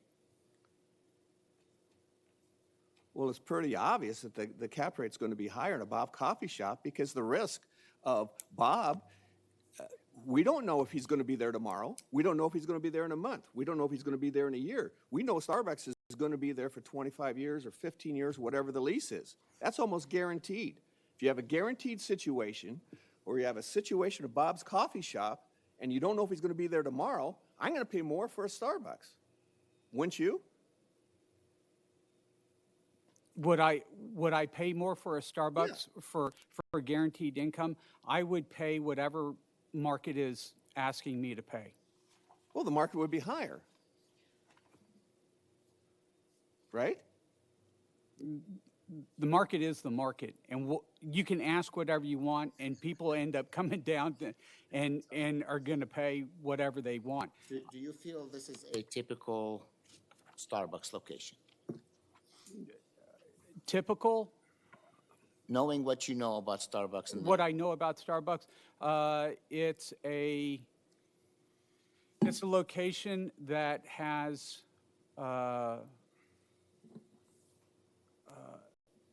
it sits back off the highway, or sits back off the road, whereas some of the corner locations are right there hugging the corner. But this little also, inferior, just a little inferior, maybe. with regards to Location. location, Access, location on the lot. You're asking me overall, how is this? No, it's just at the typical location. That's all I asked. With the location of the parcel, with the building being set back, I'll concede that because most of them. However, the walkability issue of having the residential just around you is also nice. Plus, you've got the tower on this property that. Well, so does the McDonald's next door had that. But we're not talking about McDonald's next door. So does the We're talking U-Haul about next Target, or Starbucks. But it's typical of that street, is what I'm saying. Is they're not doing anything different than anybody else, McDonald's or U-Haul next door. So they're reaching out to their. Correct. They're doing what is allowed in order to, with regards to signage. Yeah. On your comparable sales, comparable sale 2, we completely agree with. The comparable C 3 and 4 are in Castaic and Valencia. I believe that's a little bit of reach for a Wendy's and a Jack in the Box. At least we could. Like I said, I used comparables within 50 miles of the subject, and then. Yeah, I'm just saying for the analysis. I mean, you could use anything you wish if you feel it's appropriate. But in my opinion, it's a little bit of a reach. And the Santa Paula one, we talked about that ourselves. That's our comp, right? Yes. And but we used it for the comparable sales only because it's a little different animal than what we have. Yet you felt comfortable using it. Did you? I mean, I see you're making 10% adjustment for age and location and all that stuff. Okay, this is the time for questions of the assessor's I was just- presentation. I'm Okay, sorry. all right. Anyway, I'm just gonna stop right there with that one. If you take all the comparable cap rates Starbucks that you were able to gather to determine a cap rate, if you take an average of all those cap rates, do you know what it comes out to? I don't know. I'm presuming that you know, or? I do Oh, not okay. know, but going through it right now, it looks a lot higher than 4. Well, like I said, I did use a 4% because I was using a lower end rent comp too. I was using what was actually negotiated, but in my opinion, I thought it was a little bit on the lower end. So because it was a little bit on the lower end, I was using a lower end cap rate. Wouldn't it be the different? You use a little higher end cap rate for that? No, because there's more room for growth on the rent. So if I'm topped out at this thing, or this lease tops out at 6, if I was around 550 or 6 and I purchased this property, I could see your argument. But because we're starting off at 450 and that's going to run for, what, is it 5 years, 10 years? 10 years. 5 years. And then there's a bump up to 495 a square foot. Because we're down at the lower end, we're using a lower end cap rate because there's more room for growth. But that's typical on all leases, though. Why are you punishing? I'm not. How am I punishing? You're the one who negotiates. No, in thought. I'm sorry, I just shouldn't say, but in thought, you are putting more pressure on.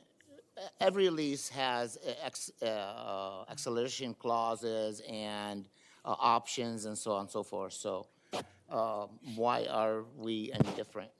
Why are you going to the low end on that one? If you take a look at the Santa Paula lease, that was what, 550, 565, and it transferred for 4.5, 4.6 cap rate.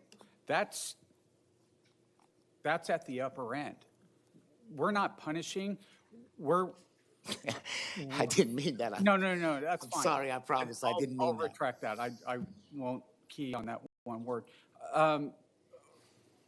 What we're trying to do is look at this from the standpoint of a potential buyer, and we've agreed to this, that is buying a future income stream. Yeah. And if I know that I've got growth in the future, I can plan on whether or not to hang on to this asset for X amount of time or spin it off.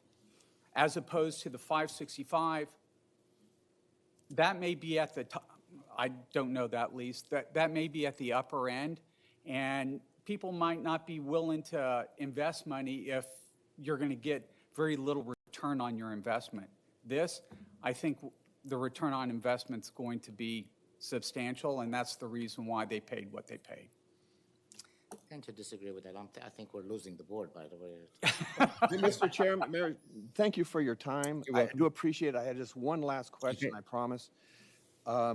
You used a 4% cap rate. can you show us any comps at all that had a 4% cap rate? Our surveys showed 4.5 was kind of the bottom of the market. Oh, okay, yeah, if you look on page 12, I have a list of cap rates. I think there might be about 9 of them that go from They're all here. 3.16. I'm sorry. He meant, what my question was, did you have an average that is showing what your cap rate, from all the cap rates that you had included in your presentation, do you have an average for those? Well, okay, so just real quickly, the average, I just did a fast calculation, is about 4.38%. If I were to average all 9 of these. I'm sorry, how much was it? I think it was like 4.37, 4.38. 3.8. So it's just close to 4.5. Did you have any We cap thought it was appropriate for our number. One last question. Did you have any cap rates that weren't national credit rated tenants? Like I said, I was looking for freestanding fast food restaurants. So all of them were. So, you know, maybe it's the national creds. Thank you, Mr. Thank you so Chairman. much. Thank you, We Assessor. appreciate your time today. All right. Any questions from the board? Okay. Mr. Hess, any questions? Council? No? Okay. I believe now it's time for closing arguments.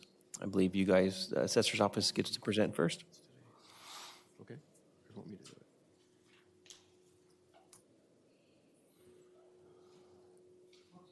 There we go. Starbucks renegotiated the lease 6 months prior to the sale. This rent, we both agree is market rent, and it reflected all aspects of the property, both good and bad. That was the rent that was used. Based on the potential income, the owner purchased this income stream in part due to a low-risk tenant. It was offered on the open market. It was a Rule 2 sale. Our appraisal and our approaches to value support the sales price that was reported to us.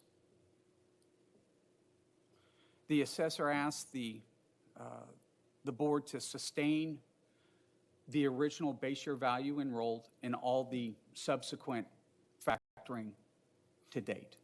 Thank you. Thank you. Okay. Time for your closing arguments.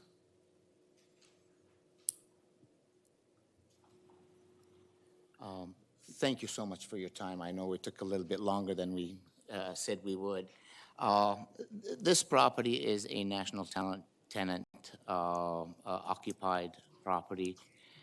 We feel that the owners overpaid for this property based on the intangible value that we mentioned and the fact that we presented information based on market data that showed that the value of the property is proper using the 4.5 rent and 4.5 cap rate and coming up with a value. So all indications shows that we overcame the presumption that Rule 2 puts on us and that this property should be valued differently. And we presented enough information to prove that. Thank you so much. All right, thank you very much.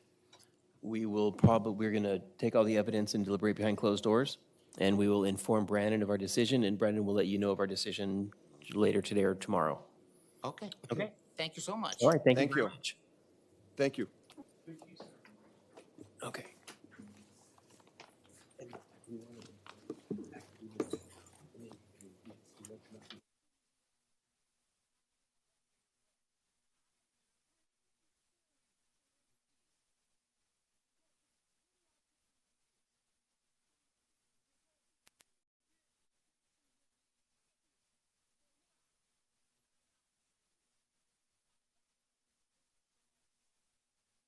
And deliberate on this case, and then we will return in hopefully 20 minutes or so with our decision. And then at that point, do we want to hear the next two? Do we want to take a lunch break and have them come back at like 1? What do we think? Because you won't be here at that time anyway. It doesn't involve you, yeah. I apologize to the other cases, making them wait, but Yeah. we have county council's service provided to us for our deliberations, so I think it's Yeah, important that we, and they have a prior use commitment at that. 1:30, so we have to take advantage of that. yeah, so probably after lunch. Yeah, yes, ma'am? Yes.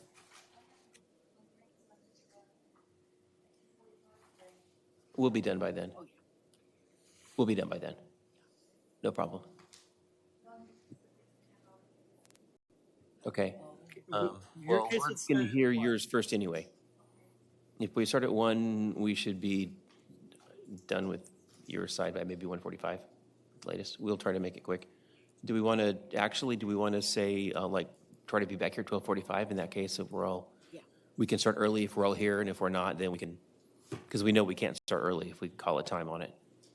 Okay. Okay, we're going to go back into closed session to deliberate, and then we will adjourn for lunch, and we will return at 12:45.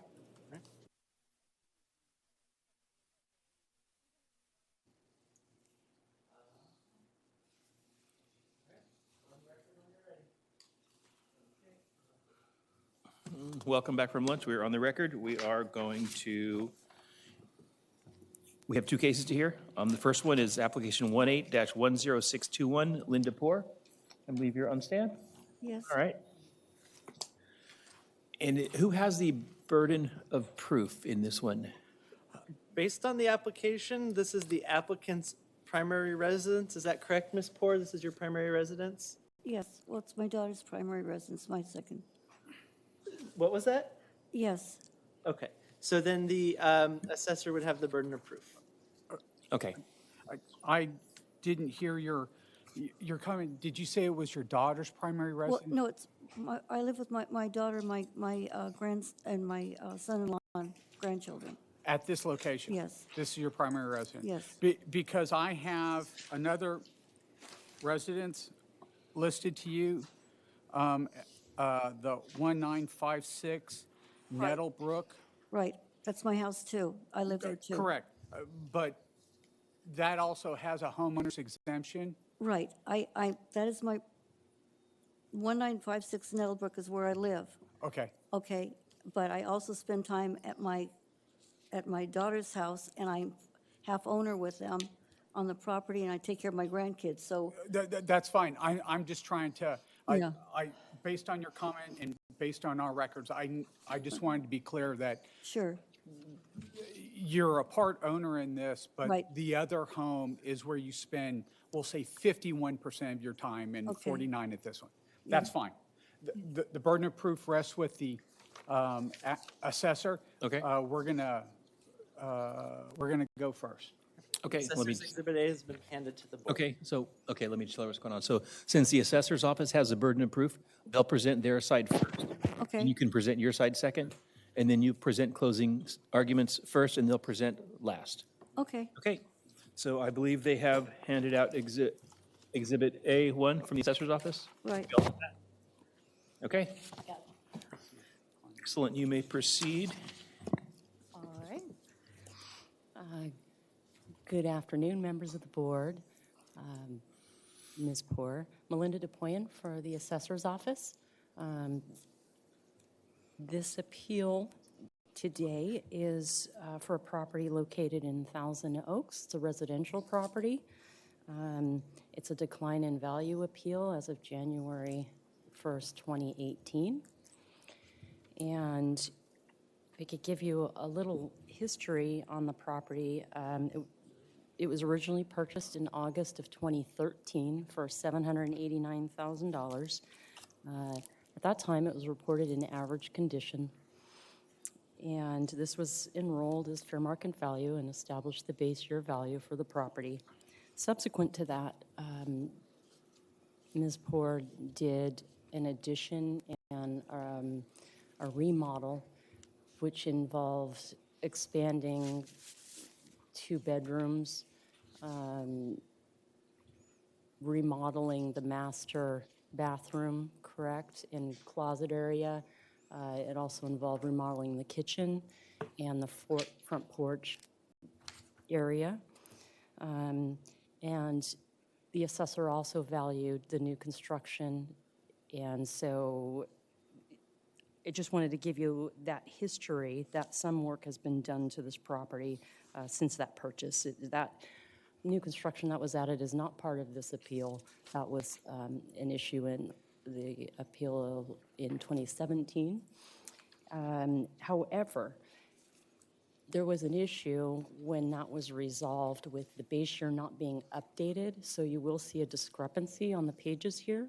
You'll see the actual roll value was 921,000, but today we are recommending the base year value at 896,092. So, and I have documents if that's a question that we could hand out to everybody, but the assessor is asking for the board to sustain the 896,092. So, prepared an appraisal, if you would turn to page 4.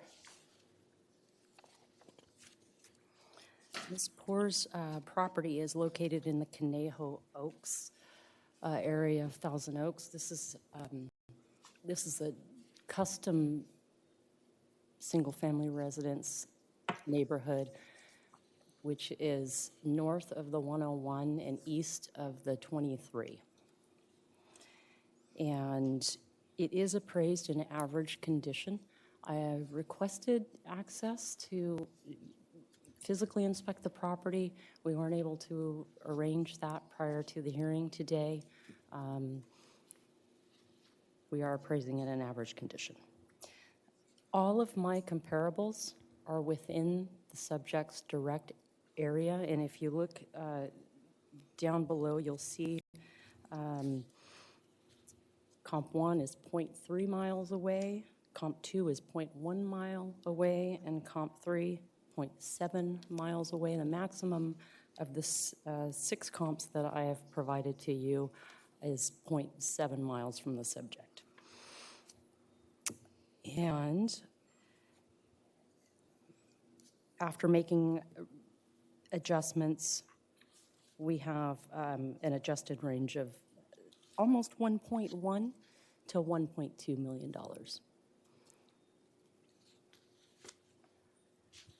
And if you go ahead and one of the things that I'd like to point out, moving on to Comp 4, is Ms. Poor appealed on the basis that all of the comparables in her neighborhood were inferior to hers.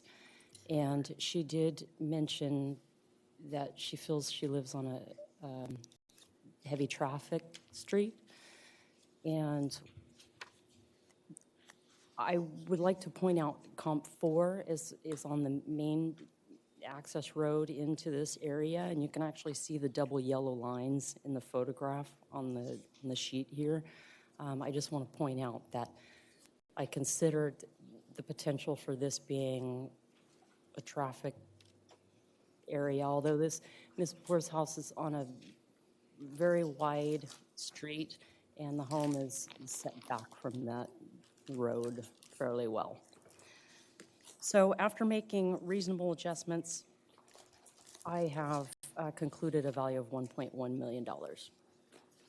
And if you turn to page 6, you'll see a map of the subject in blue and all of the 6 comparables there. One of the things I'd like to point out as well is that all of these comparables are in this area have zoning. It's called RO zoning, which is a residential single-family estate in the city of Thousand Oaks. And this matters because it's different than an R1 zoning or R2, because it has to do with the number of animals that you can have given the size of the lot. And so in the pages that follow, I've provided some of that information. Well, the first several pages, I'm sorry, are pictures of all of the comparable sales that I've used. And then following that is the zoning information. And the reason I feel that this is important is Ms. Poor did provide a tract comparable that's just to the north of her property, north of Jan's Road, which has R1 zoning. And so I considered but did not use this sale. So if you move to page 15, you can, I have listed out all of the sales that Ms. Poor provided that I did consider, but reasons why I did not use them in my analysis here today. And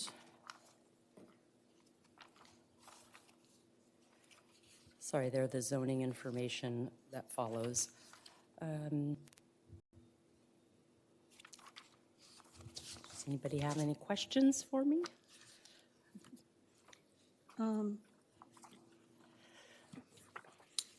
No, the only thing that I do object to is number 4.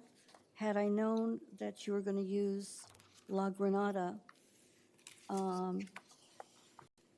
would have brought with me documentation to show La Granada or use another La Granada residence or something similar to it. So I just object to that because according to our emails that you sent me and our discussions that we had spoken about, I used my my original comps that I submitted to you, and then you sent me an email on March the 7th giving me yours, so I said, fine, I'll use yours, and that's what I did. I used all of yours and discarded all of mine that I had originally given you, some of which were the same ones. We had, there's 2 or 3 that we had actually had agreed upon Okay. as comps. So then I wrote to you back. Okay, this is a time to ask questions of their presentation. Oh, I'm If you haven't, that's okay, that's okay. If you have any questions of what they've presented here, it's not really a time to object to a comp, but if you want to question it, you can. No, everything that she's saying, I understand. The only thing is, it's a little bit, I don't know if you can hear me properly, but you sound, your mic sounds a little bit muffled. Maybe it's, so. Perhaps I didn't have it close. I'll have to do some maneuvering here. I apologize. No, that's okay. It's not you, it's the microphone. No, I think she's explained everything, kind of what we had already discussed, so I don't have any questions. Okay. Any questions from the board? Okay.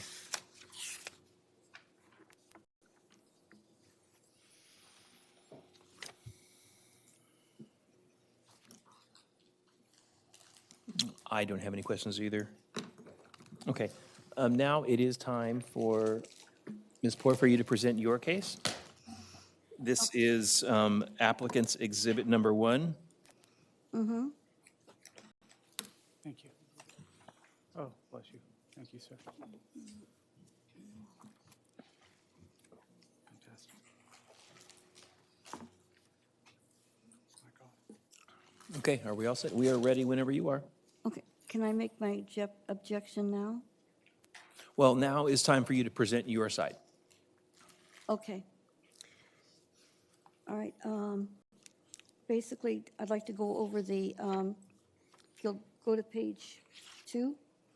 Oh, well, page 1 is the email that she sent me showing me which samples that she was using, and based upon what she gave me, I took her samples, which some of them were already my samples that I had, and then I went through them. So if we'll go to page 2,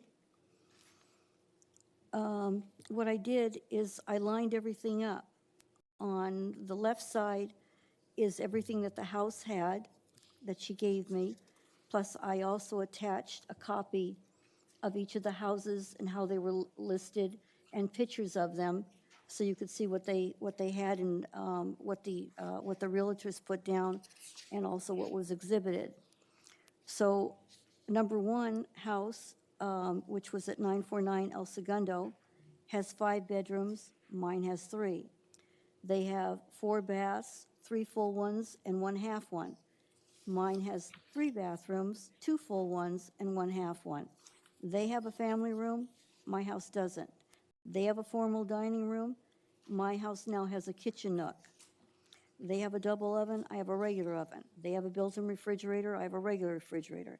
They have a built-in entertainment center, I don't have one. They have a fireplace, I don't have one. They have a master jacuzzi with a view, I have a tub with no view. They have a manicured backyard, which is gorgeous, actually. Mine is a regular backyard. They have a stacked stone waterfall cascading. Mine doesn't have one. They have a custom pool, which is with stone and you know, it's gorgeous. And mine pool, I have a regular pool, and I do have a spa. They have a built-in barbecue with a sink and a fireplace in their backyard. My house doesn't. They have a stamped driveway, and it's a large one. It's more than twice the size of mine, and I have a regular driveway. Their house lot size is 26,800. My house is 20,347, which means there's 6,453 feet difference between mine and theirs. Their house has 3,400 square feet, mine has 2,125. So there's 1,275 difference. Their house sold at 1.150, which is $338.40 per square foot. Taking that same figure and multiplying that by 2125, my house would have sold for $718.60 before the deductions. So if you take all the deductions, my house would have sold for a lot less. Their house is in the middle of the track with no wires and no telephone poles and no traffic. My house has a wire from the telephone pole and the electrical wire, which goes across the backyard. And then there are 6 or 7 wires that go from the telephone pole, which is on the other side, into my house. I don't know if all of them are for electrical or whatever they are, but they're all there. The next one is on 859 Rosario, which she had given me. That's another house, 5 bedrooms. Mine has 3. They have, well, you can read all of this stuff, but anyway, they have 5 bathrooms too. 4 Excuse full and me? 1/2. Excuse me, ma'am? All the other items down here, Ma'am? Yes. Excuse me. The sale you're talking on, Rosario, is not one of the comparables that's in the assessor's report. 859 Rosario. That's the one she gave me. Okay, but it's not listed as 1 through 6 in the report that they've given us. Well, I understand they're using, that's why I'm trying to make the objection. They're now using other ones. This is a list that she gave me, that she said that she was going to present to you. This is her email to me. Okay. So I'm using her own email that she sent to me, and she says this is what she's going to use. She's now mixing and matching with other stuff. So that's why I said that I wanted to object to it, because I'm basing it on her representation to me and what she wanted to do. Okay. And like I said, some of these are the same ones that I already have. Okay. So I'm giving you everything that she originally gave me in her email to me and what she said that she was going to use. I understand that. That's why I It's find just this that kind it's of just ingenuous. it's just the sale in Rosario is not in the report that they have as evidence. I beg your pardon? The home on Rosario Drive is not in the report that they have given us as evidence. So we don't have any of this information you're talking about. That's why I gave you my thing right here. Okay. This is her email to me on March 7th, and our discussions trying to get this resolved before. I was going to resolve it with another gentleman. His name was Rick. I forgot what his last name is, but I guess he was unavailable. So they assigned me to Belinda DePorian, and that's who I dealt with. Okay. Trying to resolve this. Okay. So everything that I'm giving you right now is based upon our conversations, what she gave me, because I originally gave her my own list, which had 2 or 3 of the same ones that she had, but I had other ones, and so I said, fine, I'll go off of yours, and we'll just do yours. I was trying to make a compromise and agree with her so we can get this resolved. And now, like I said, she's given other stuff which has nothing to do with what our conversations were. I can only come armed with what I have from what she gave me. And if she changes it today, I have no knowledge or can't even fight it, because like I said, I had others too. So anyway, so 859 Rosario, which is another one that she gave me, that she wanted to use, has 5 bedrooms, mine has 3, 5 bathrooms, mine has 3, and then family room and formal dining room and built-in and jacuzzis and horseshoe alley and fire pit and Donny Pine, all of these things, French doors and all this junk. Mine has none of this stuff. So anyway, her lots, the lot size was 24,000. Mine again is 347. So that lot is 3,653 square feet larger. That house is 3,647 feet. My house is 1,522 square feet smaller. Based upon the sold price, it's $327.67 per square feet. If mine was at the same amount, would be $696,298.75. However, because I don't have all this other stuff, I would have been receiving adjustments for those too. And the same thing, her house, their house is in the middle of the lot. It's not right off of Jan's or whatever, and it doesn't have any of the other stuff. The next one, number 3, is El Cerrito. It's another one that she gave me. So I did the same thing. So, I mean, without going into it, I mean, if you can sit here, if you want to just take the time to read it, it has what I have and what I don't have. I mean, I do have stuff in my house, but there's some things that I don't have. And again, this house is larger. It has more square feet of a lot. And like I said, it's in the middle of the area there. And, you know, it's all fixed up to sell. And my house doesn't have all that stuff. So if you want to just take the time to read that, the same thing with number 4 and with number 5, and I'll give you a moment to go through it if you'd like to, so you can read it, so I don't, unless you want me to verbalize everything. We can go through everything. The report that the assessor's office has given us has the sales that are common in here. They've made adjustments for all the differences that you're mentioning. So the assessor's office has addressed those, and we understand that. I beg to differ you that it really hasn't done that, because like I said, if I would have seen, take for instance, okay, let me just finish with my, because I have to go through her stuff too, but anyway.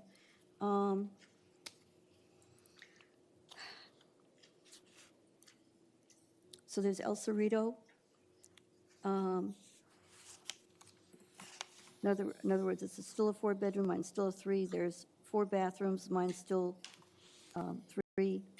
They have a dining room, my house doesn't have one.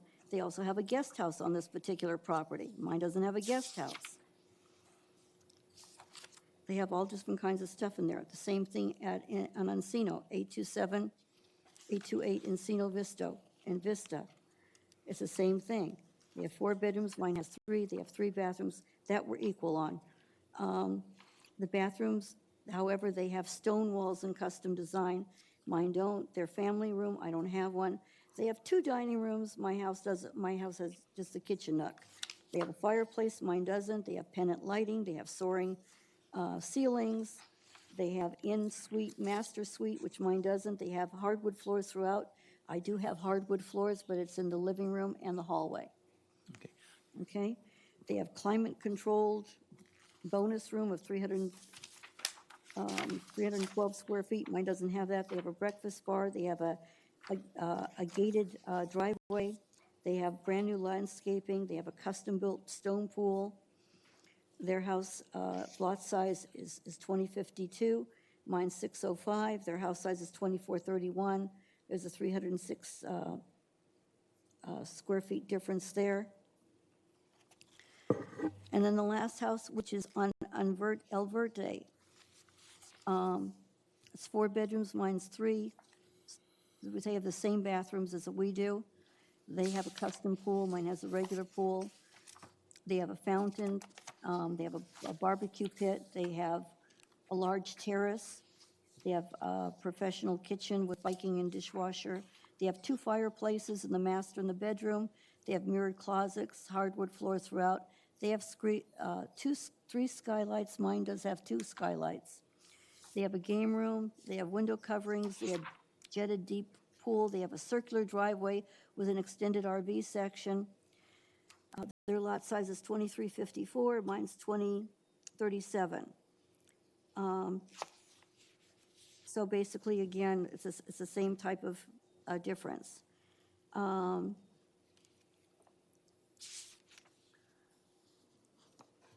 Now, to go through theirs,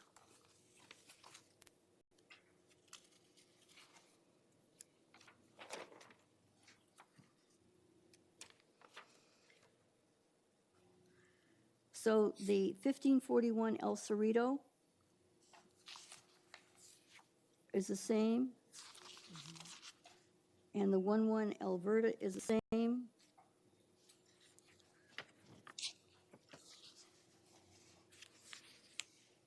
.828 Encino is the same. They added La Granada, which is different. And they added another one on El Cerrito. They added 1391 El Cerrito, which is different than the one they gave me at 1541 El Cerrito. So they added these two, which they never told me about, so I couldn't go through and see what they are. And if you'll notice that the two that they did add are much higher than the prices than the ones that she had originally gave me. One is $1,390,000, the other one is $1,527,000. I have other ones also that I could have put in there that are lower. I had one on Bruce, which is right down the street from all of these. The only thing that Bruce didn't have, that the other ones that have, they don't have a pool. Other than that, it's got, a lot more stuff than mine, and that also sold at $368 a square foot. But I don't have that to give you because I based it solely on what she gave me and what we were discussing up until our emails that she sent me. Her last email was, that she sent me was about 2 weeks ago, saying that she is, even though I sent her all of these and what everything was in it, she says that it doesn't make it, that she's still going to stick with her regular amount. So I believe that her report, like I said, unfortunately is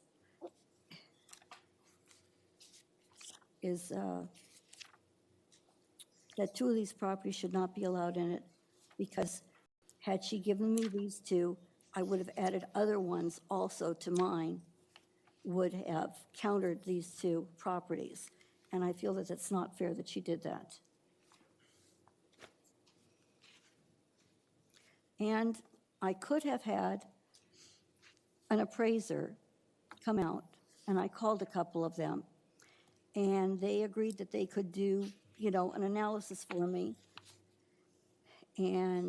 but they would need funds to do that and to appear.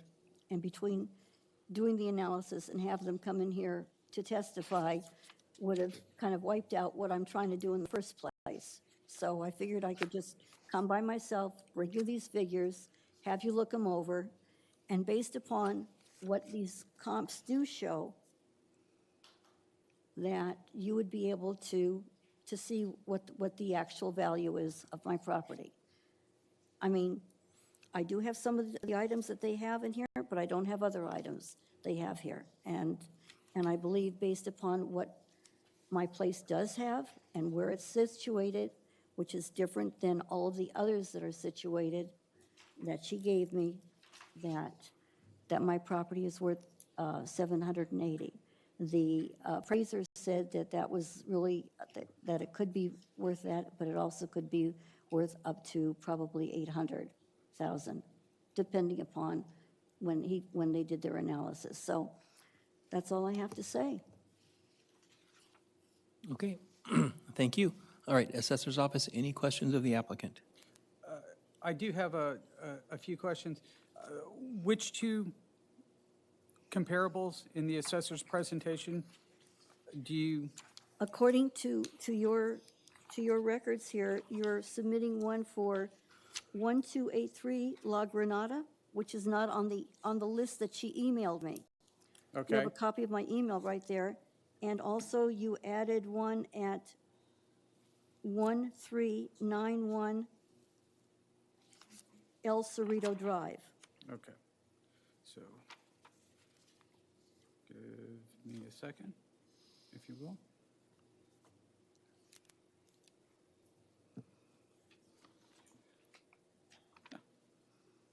The only page that I left off my email was the last one where she came back and said that she reviewed everything and she was going to leave it the same, but I didn't think I needed to add that page.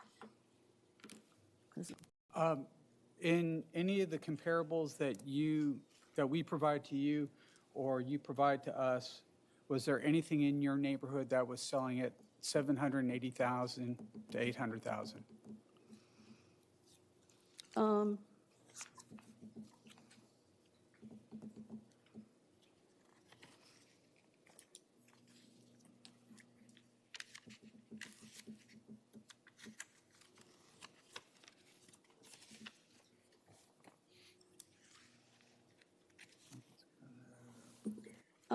One that I gave to you, it sold for $680,000.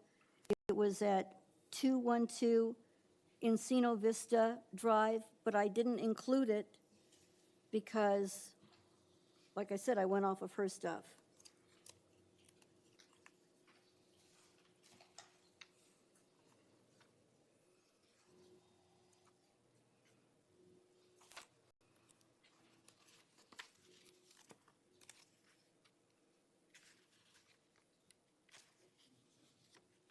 And then another one at 1343 Rancho Lane in Thousand Oaks, sold for $750,000, but I didn't include that one either. That's what I originally sent to you. I mean, there were others too, but I was just trying to get the ones that were kind of similarly custom-built and with a pool and within 1 mile. And if you take a look at Assessor's document, page 15,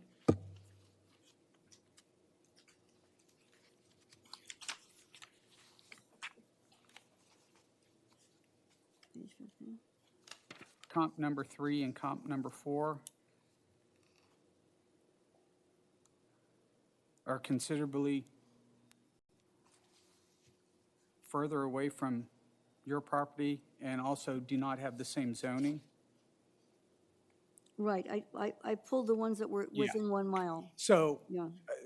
anyway, that was the point that I was trying to make, is the ones that, the 3 and are, as represented on the map is 3 and 4, the Encino Vista and Rancho Lane. Those being that far outside of your neighborhood, within your, I guess it would be north of La Jolla, I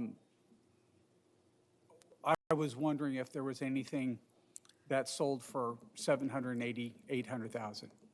You know what?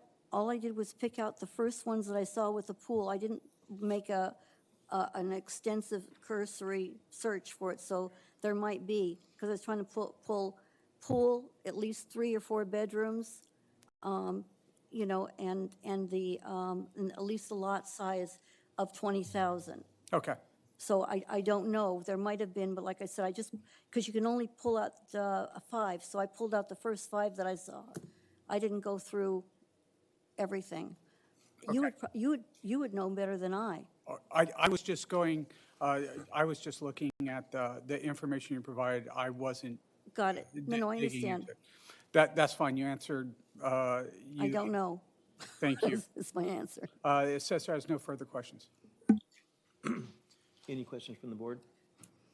I just wanted to point out to you on the assessor's handout, on their page 4. Page 4? Page 4, what the assessor handed you, because you were mentioning all the, you know, the differences between your house and their comparables. Uh-huh. Just as an example, on page 4, you had mentioned the house on El Cerrito, 1541 El Cerrito. If you look on the right side of the column there, you'll see some numbers in in some parentheses. Right, And down below it says guest house, 457 square feet of guest house. They've taken off the price, $15,000. So all those little numbers on there, those are their adjustments to bring their comps in alignment with your house. right. I got it, except that what they have here is,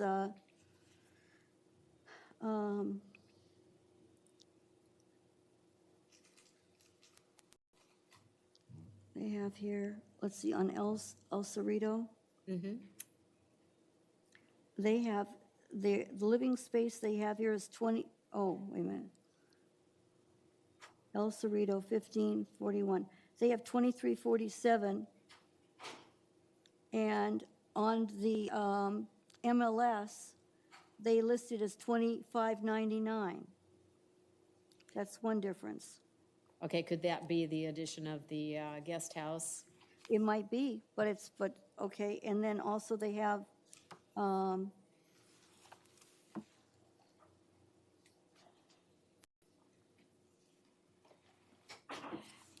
then my next question is on but they don't, in other words, they don't take into consider the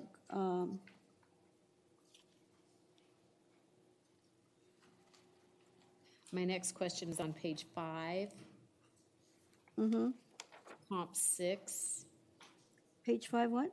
Comp 6 Comp 6 on El Segundo. on El Segundo, okay? Looking at their map, I'm familiar with that street. That backs up to the 23 freeway, correct? 949. El Segundo, yes.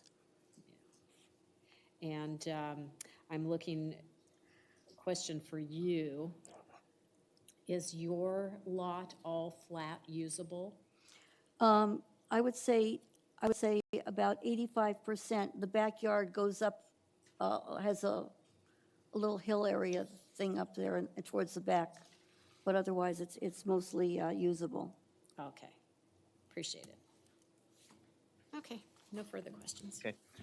When you were describing some of the sales that the assessor's office used in detail, you mentioned that your home does not have a family room? Correct. Okay. On Assessor's Exhibit, page 14, it's construction plans, and it says family room. Well, okay, that's another little discrepancy that I can kind of straighten out. What happened was, originally when we had put in for, to remodel, we had what you call, you probably don't use the term anymore, but they used to use the term called big eyes, where this is what you want to do. We wanted to do A, B, C, D, E, and F, and G. And when we kind of ran out of money, we didn't finish everything. So we don't have a family room. We just have a living room. That's why we still didn't put in the fireplace, which we haven't done. And there were a few other things that we weren't able to do. We were also supposed to do an extension of 500 feet, and we only put in about 200 feet. But we had plans. Our plans were originally drawn up for that. And that's why we had to do an appeal earlier, last year or the year before, because they didn't put in the square footage. That's why a gentleman came out from the assessor's office, and he had to remeasure everything and see exactly what we did do inside and what we didn't do. But we had wonderful plans drawn up, and we just haven't been able to complete it. Okay. Any other questions from the board? Okay. I have a quick question for the assessor's office. I know it's out of order, but quick question. The email that you sent to the applicant dated May 7th, which has the 5 comparables on it that were sort of discussing that there's one missing and 2 extras. Exhibit A is prepared on February 6th, and the email sent to the applicant was March 9th. So these comps were apparently produced and put in the report before this email was sent to the applicant. Is there a reason that data doesn't match? May I? I got this, not a problem. That's the date the appraisal is initiated, started. Okay. So the February 9th is the... Yes. Okay. So when that happens, it gets date stamped. Every time that it's open, changed, closed, it does an update.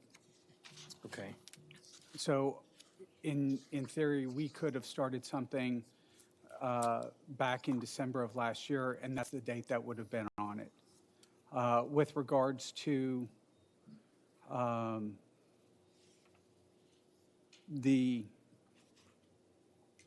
two comps that were, I believe, the El Segundo comp and the Rosario comp, these were comparables that were initially sent to us by the applicant. With regards to Rosario, one of the reasons why it wasn't, or it was taken off was due to the fact of the transfer date. It's a little bit older. It is, yeah. There's also, if I'm not mistaken, it's, and I think we ended up going a little bit high, possibly, on our square footage.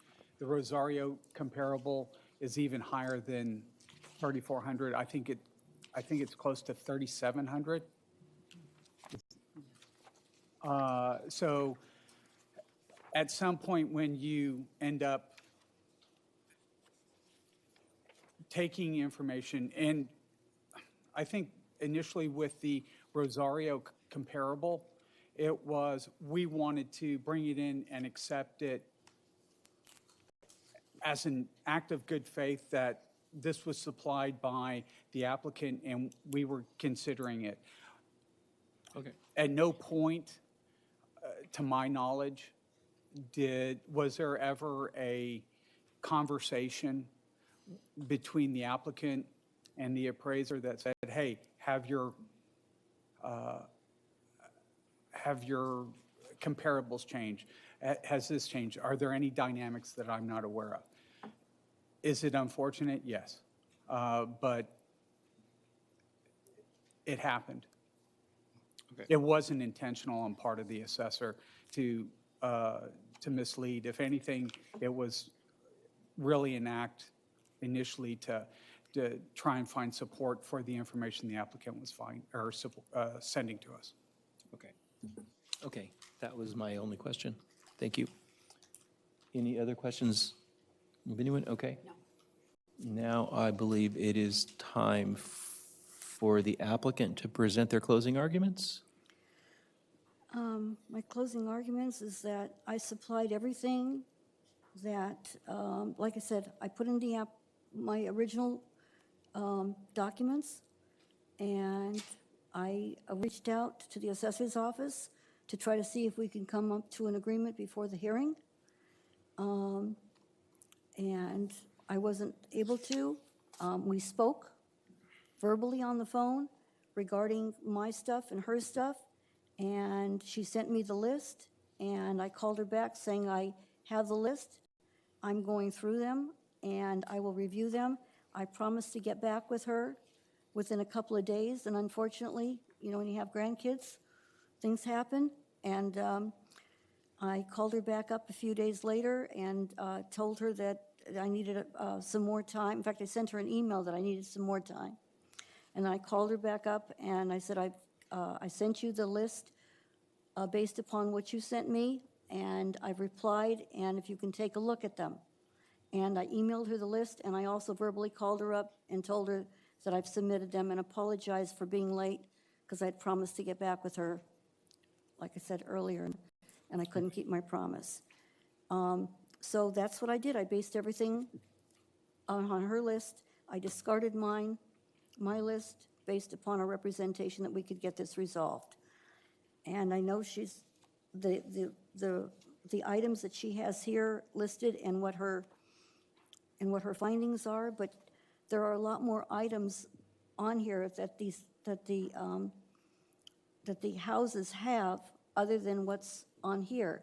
And when you go to a house to buy a house, you're not just looking for a pool or a fireplace. You're looking at what other little goodies are in the house, whether it's crown molding, whether it's the way the house looks, where it's situated on the street, whether there's any traffic or not, and on the outside of the house and also on the inside of the house.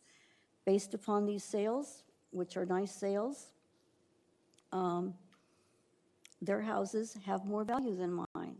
And I think some of the items that are on this list, or I should say lack of items that are on the list, should also have been kind of included in them.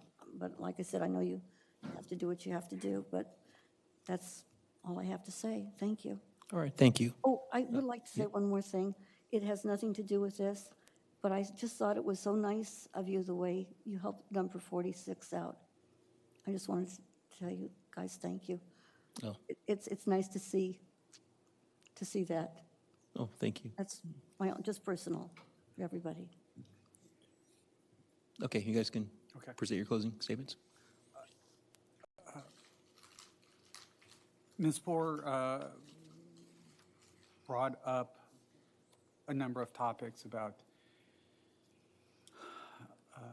condition, land, location, and the assessor has made a gallant attempt to adjust for the differences.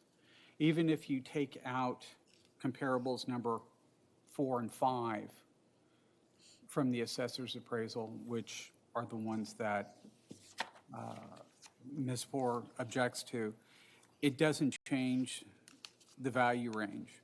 The adjusted value range is $979,000 to $1.2 million. There were no comparables provided that in her area, in her neighborhood zoning,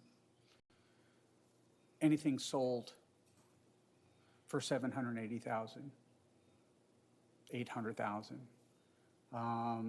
And a fee appraiser could have done the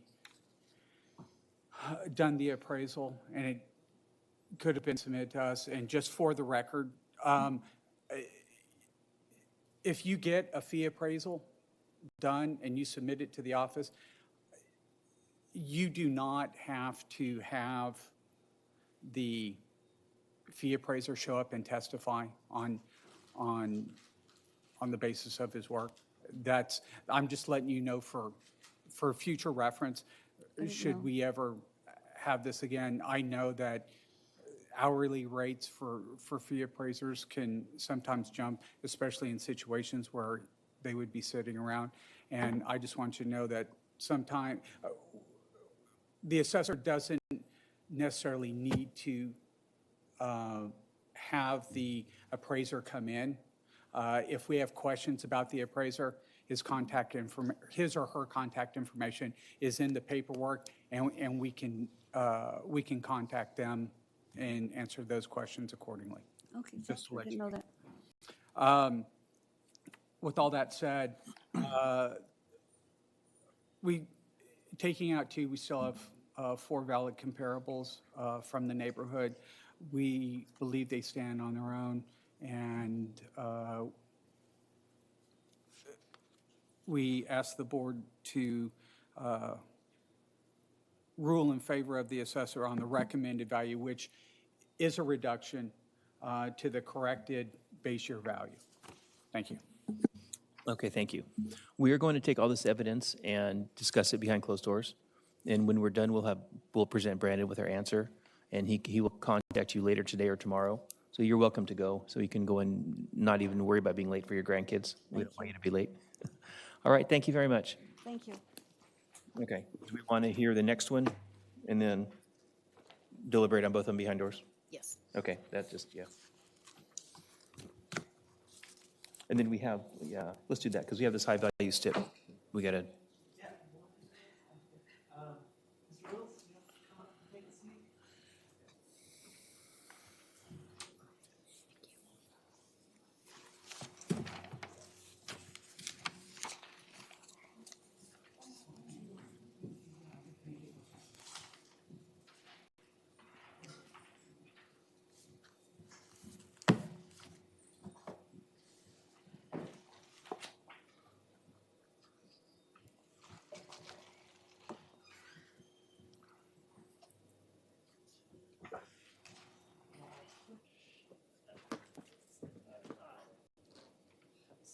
yourself comfortable. I'll give you copies here. Yeah, I'll give you a copy for you in a moment, so you can just get them situated.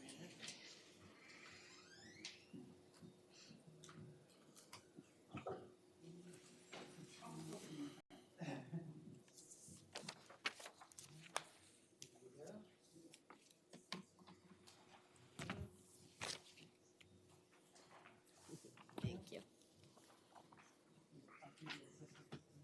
For you.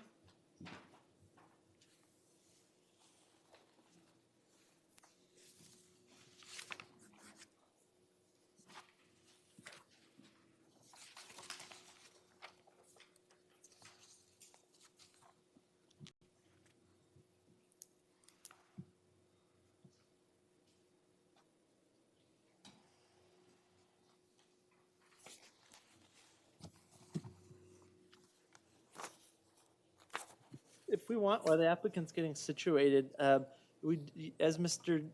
Sisk mentioned, on items 25 through 31, we do have a change. Large value stipulation has been submitted. Therefore,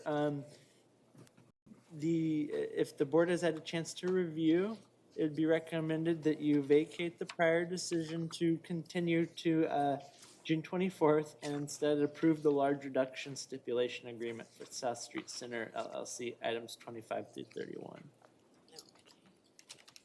Okay, we're reviewing it right now.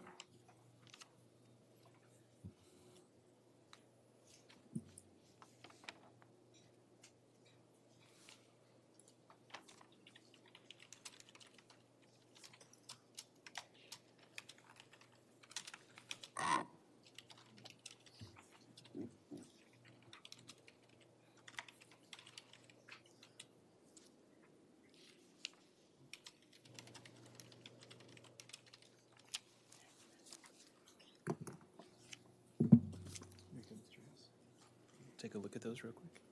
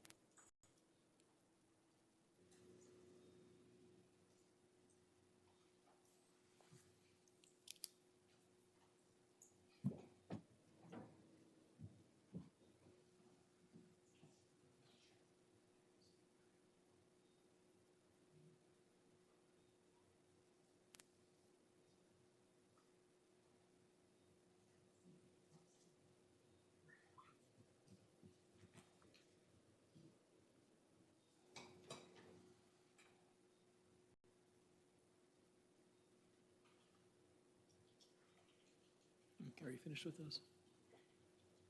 Are you finished with those? Okay.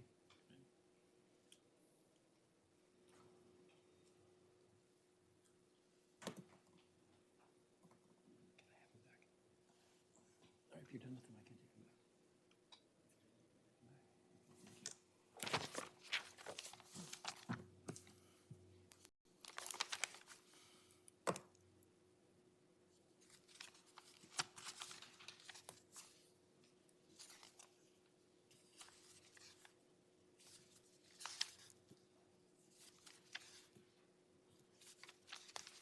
Okay, we've had a chance to review the High Valley SIPs. Anyone have any comments or questions? No. Okay, looking for a motion to approve? Do we need to vacate our prior? Oh, I'm prior sorry. motion? We need to, looking for a motion to vacate the prior postponement. Was it a postponement are we vacating? Yeah, vacate the prior rescheduling of this matter and approve the stipulation. Okay. Motion. Looking for a motion to vacate the prior and approve. Has Mr. Hess done that already? Does not appear so. Okay. So moved. Oh, okay. Motion by Board Member Little. Do we have a second? Okay, I have a second electronically. Please vote. One more vote, please. Thank you. All right, that item's cleared up, and now we're back to item 20. Okay. On to our last agenda item, application 17-10780, Todd Weidels?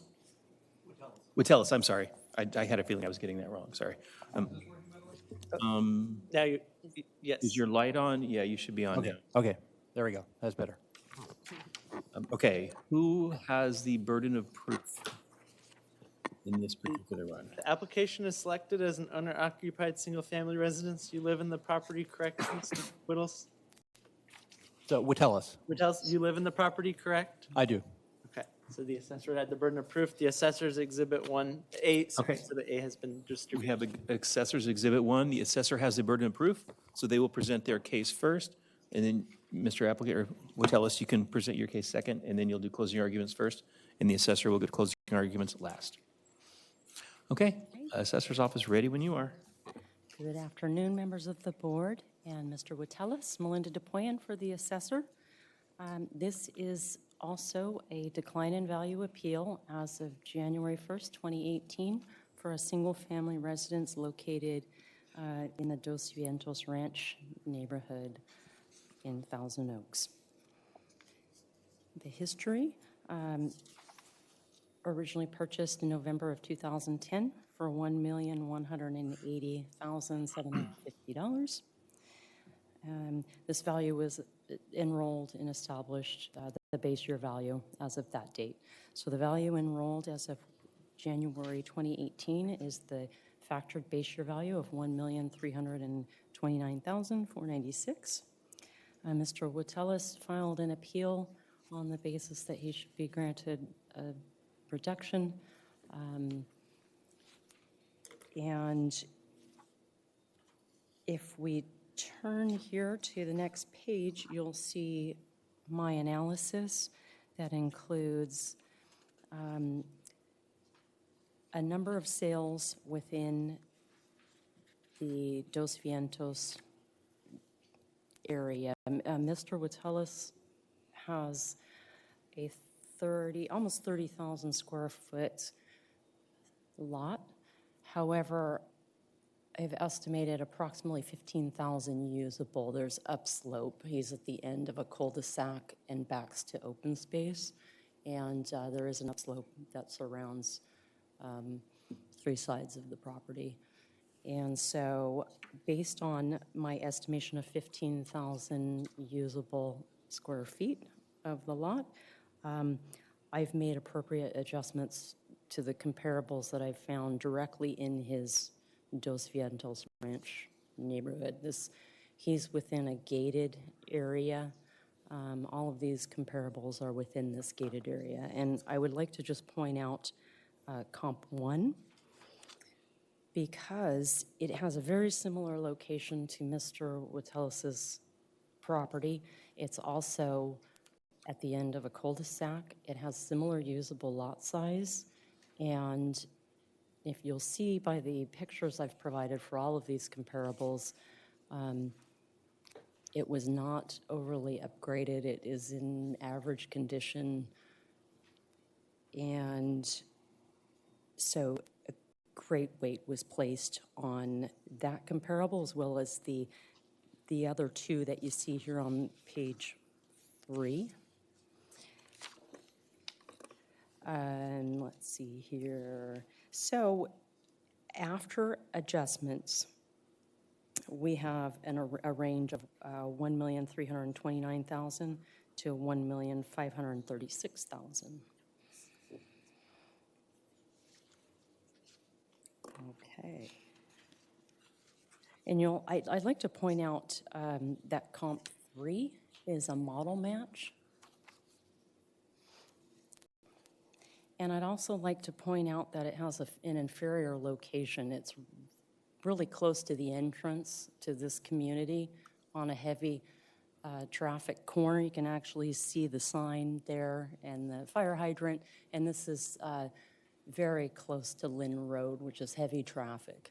So overall, there was an adjustment made because of this inferior location. Comp 2 is located just a few parcels away from the subject property. However, adjustments have been made for the view and for what was seen as superior yard improvements, the build out of the site.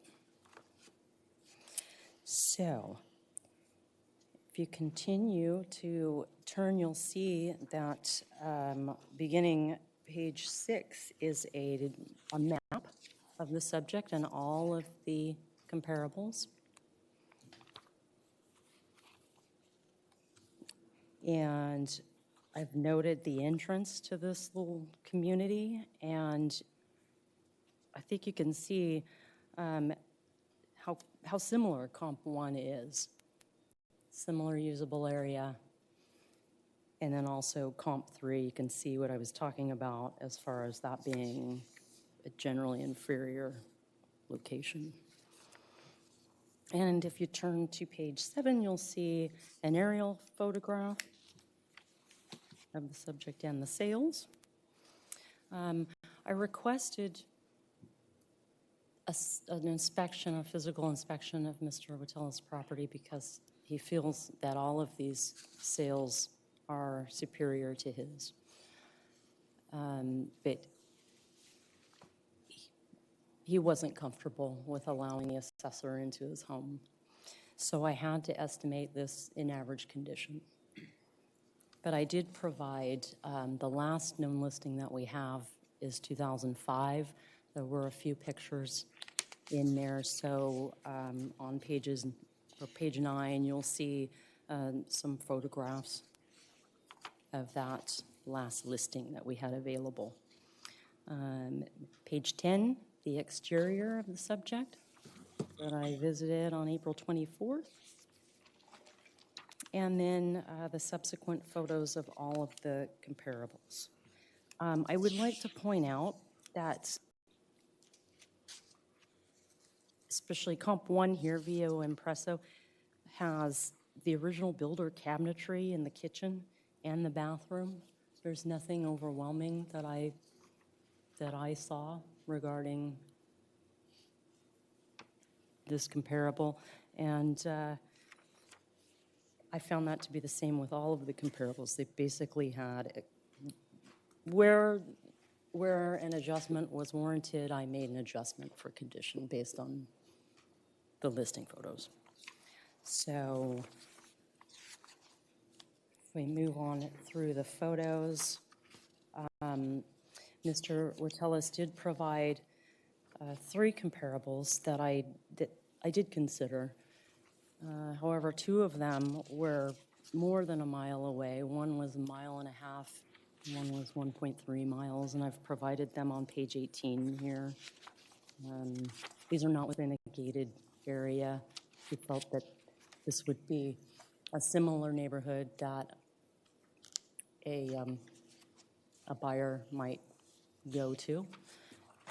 However, I felt that comparables directly within his neighborhood were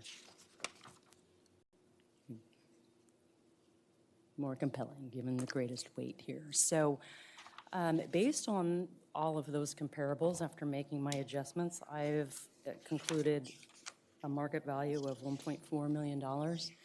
And so I'm recommending that you sustain the factored base year value enrolled for 2018.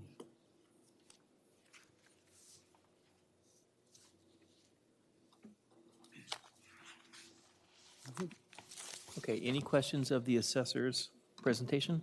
Yeah, I do have some questions. Okay, go ahead. I think this is off again. Oh, make sure you're. There we go. There we go. Now, there we go. Okay. First of all, I think similar to the previous person before me, that this comp number 3 you provided, I'm unfamiliar with. I actually can show on my phone. I have an email of the comps you were going to use. I was sent 6 of them. You're providing 7. The 2 you talked about, one of them I was aware of that was in your email, the 984 via Impresso. However, comp number 3 was not. 1101 via Hispano was not there. There was a 1125 via Hispano, which is comp number 5, but in the email, which I can bring up on my phone if the board would like to see, does have that missing. So what is the reason for that? It was a late addition, and if you feel that that comparable is detrimental to your case, I'll be happy to throw it out. Yeah, I would like that withdrawn, please. Okay, we'll throw out comparable number 3. Strike number 3, okay. Okay, next question. Are you aware of the mass exodus by insurance companies as a result of the Thomas fire in Ventura, which leveled several neighborhoods to where insurance companies no longer wanted to insure properties that back directly up into a fire hazard, such as a hill with a lot of dry brush, as my property has? Are you aware of that exodus of the insurance companies that occurred very shortly after December 2017 when that fire happened? Am I aware of the mass exodus of insurance companies? Well, a disarray within the insurance, I am aware of. Yes.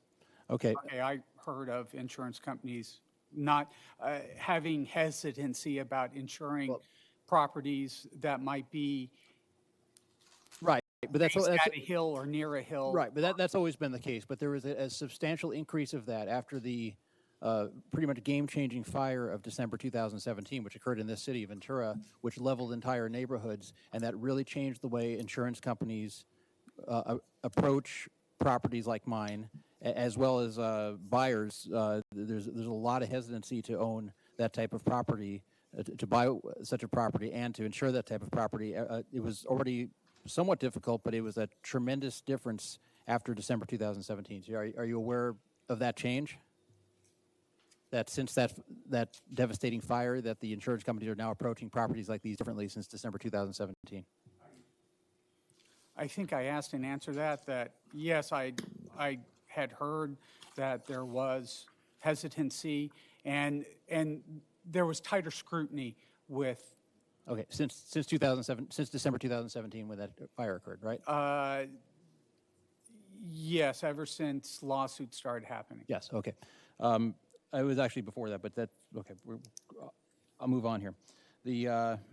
Are you aware that my property has one of the highest fire hazards of any property in Dos Vientos from where it's located? So from, what do you mean by, you're going to have to explain? I'm backing up directly into a hill full of dry brush, trees, and weeds, many of which have grown for a very long time. Very, very, very big fire hazard. If you look on the map, I see an aerial map here. If you look at my property, it is one of the few that is completely surrounded by it, to where if you had to pick on that map a house that looked the most endangered to burn in a fire, if you could just pick one, mine would be one of them. Mine would be one of the top, probably the top. So are you aware that my property is unusual in that way compared to others in Dos Vientos regarding the fire hazard? I am aware your house backs up to a hill. Okay, but that's, I mean, that's just a fact on a map. I'm saying that that's what that, do you agree with that what I just stated is true, that if my property has a higher fire hazard than the others? I believe that your house and the house that is next to your house, if your house catches fire based on winds, Mother Nature, whatever, could easily jump over to the house next, which doesn't back up. I didn't say that the house next to mine has no fire hazard. I'm saying, I'm asking if mine is the most likely one or one of the most likely ones in the entire. I am not a fire expert. Okay, I well, cannot answer that question. This is a time for asking questions of their presentation, and I have one quick comment. Everything that happened with the insurance and on and on and on happened after January 1, 2018. That's not true. Which is the lien date. As of January 1, 2018, I think the fire was still actively going on and hadn't officially. The fire was in early December 2017. You can look that up, and there was an immediate change. It doesn't take the insurance companies, as soon as they see what happened there, they don't have to wait for lawsuits to come in. So much money was lost by the insurance companies. They knew as soon as this fire devastated the neighborhoods in early December that this changed everything away. But as of the official appraisal date, January 1, 2018, the fire was still active and going. It wasn't officially I don't over. See, I don't so see at why that matters. point, There's a little, I don't know when it was actually put out, but it was around January 24th, something like that. The majority of the damage was done by that date. So I'm naming this fire because it was very game changing, and I'm not talking about the fire we just had a few months ago. Can we keep it to questions or their presentation, please? Okay. Did you take into account when valuing my property that it's completely surrounded by hills on all sides, steep hills on all sides, and that it would make the addition of a pool, which requires excavation of rock, which is underground in the entire area, impossible or cost prohibitive, extremely cost prohibitive, because the excavation equipment has to get in, and it cannot get in with the three hills around it. Did you take any of that into account when you made the assessment? We took into account the fact that some of the homes had pools, some did not. The excavation portion, we did not factor into because we have no soil reports. Okay. How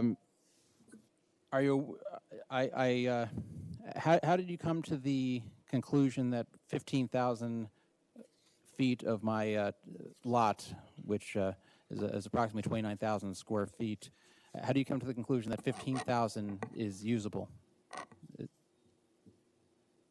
This I estimated from aerial photography that we have available to us here, and I just measured the flat portions of your lot that you can use. Which aerial photography did you take? GIS, it's a service that's provided to the county. So you did this personally? It was not done through an expert in estimating this? No. The 15,000 is a rounded number in order to show the board members that all of the area, all of the lot for the subject property is not usable, and we estimated it down to 15,000 as usable. Okay. The procedural question. Only 2 comps were mentioned in the presentation just now, and 1 was withdrawn. The other 5, are they going to be considered as well, or is this something? Is that one? Yes. Okay, they're going to be considered as well. Okay. So I have a question about that. Of the hundreds of properties that have sold in Dos Vientos during the time period in question, why were 4 of the 6 comps selected being highly upgraded properties with a pool and a spa and a very nice view? And in fact, 2 of them had casitas, which is highly unusual in the area. There's very few casitas of the thousands of properties in Dos Vientos. How did we happen that a third of the comps selected had casitas? And 2/3 of the properties were very highly upgraded with nice pools and spas and views. How did we I know there's the one you mentioned there that via Impresso that isn't, but how did we get 2/3 that are so different from my property since you had hundreds to choose from? I don't remember Ms. DePoyen mentioning there were hundreds to choose from. Okay, well, there was a lot to choose from. So how did we get two-thirds? How did we come with these comparables? They were the closest to your neighborhood, or closest within your neighborhood. Okay. What is the cutoff for what you consider the neighborhood? You stated that 1.5 miles is too far away, which is surprising to me. But what would you consider close enough to be considered the neighborhood? Go ahead. In your case, you're in a gated community, and I consider that a boundary that's within that gated community establishes your neighborhood. Are you aware of how many people with this gate? Are you aware of how many houses that the gated community? I did not count them. There's a whole lot. The gate's almost useless. So I was surprised to hear that which I'll get to in my my presentation. But so you're saying that you feel that only comps within my specific gated community are comps, or just any gated community in the area? In your case, because I had 5 compelling comparables within your gated community, I relied on those. I did not feel the need to go beyond the gated community to look for others. So I made adjustments to comparables within your community. Yeah, that brings me back to my other question, though. I don't think these are compelling. These are, as I was mentioning, 4 of the 6 of these comps presented are nothing like my house. They have so many different upgrades, so many they have pools and spas and a great view. All these things we don't have. And if you had 6 like the Via Impresso one, I would understand it. But 4 of the 6, in fact, 2 have casitas, that's really over the top. I'm surprised that doesn't seem to me like there were 6. It seems like there was the selection process of comps was surprising to me, given that 2/3 of them don't even come close to matching what my property is, and so that's why I was questioning your version of that. What selection that went into. I think that's going to be it for my questions. Let me see.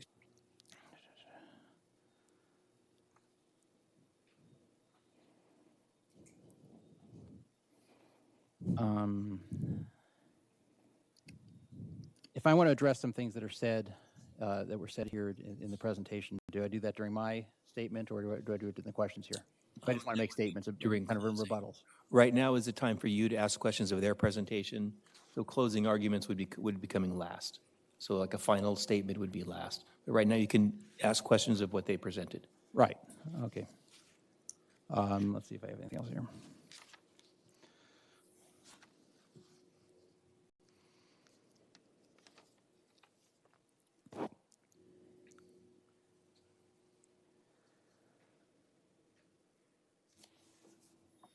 No, that's it for my questions.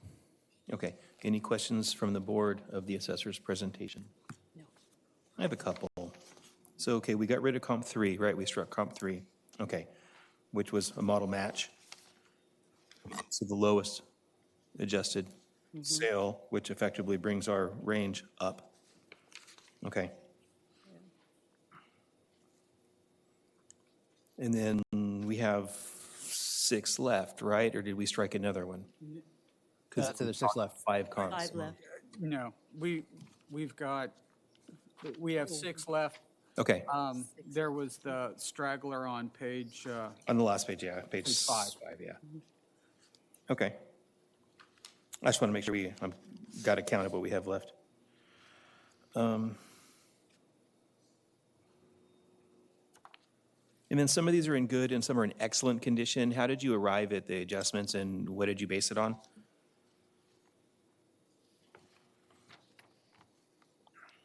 We took a look at the listings and the listing photos, made adjustments, compared, as Ms. DePoyen said, if you look at, what was it, page Man, this is some small print.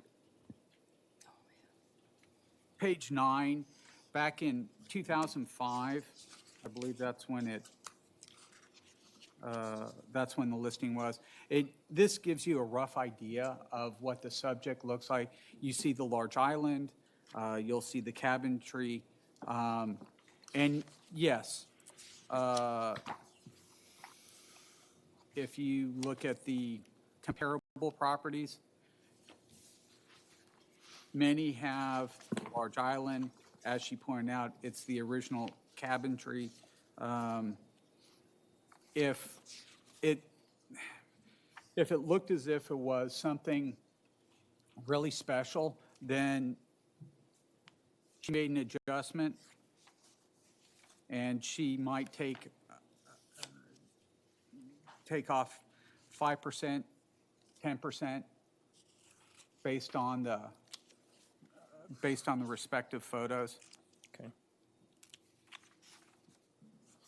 Okay. And then you have the subject is listed in average condition, and that's pretty much because you couldn't see the inside, so you're kind of guessing, are you? Okay.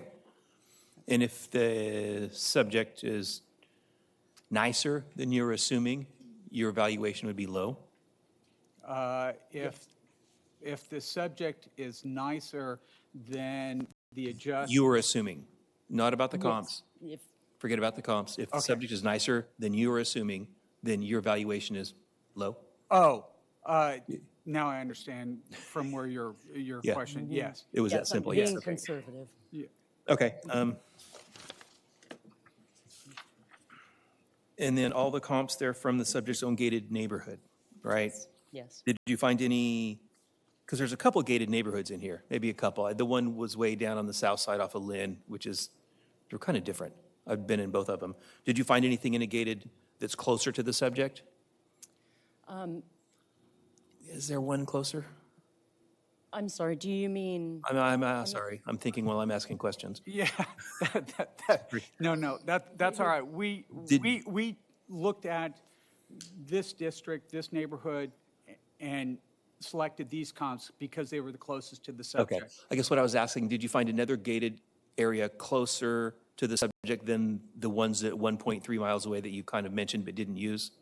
We didn't. Okay. Once we pulled 6, 7 comparables, we didn't feel the need to go to another. to venture down. Agreed. Okay.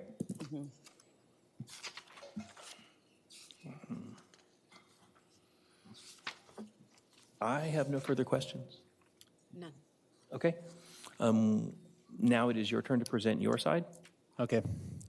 Do you have, we need exhibits from you? I do, actually. I have a lot of, I've put them in piles here. There's one for, they're all paper clipped and separate things. There's Okay. 6 of them here, one for each.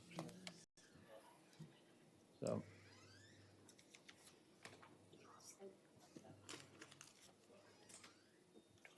And one more here. Okay.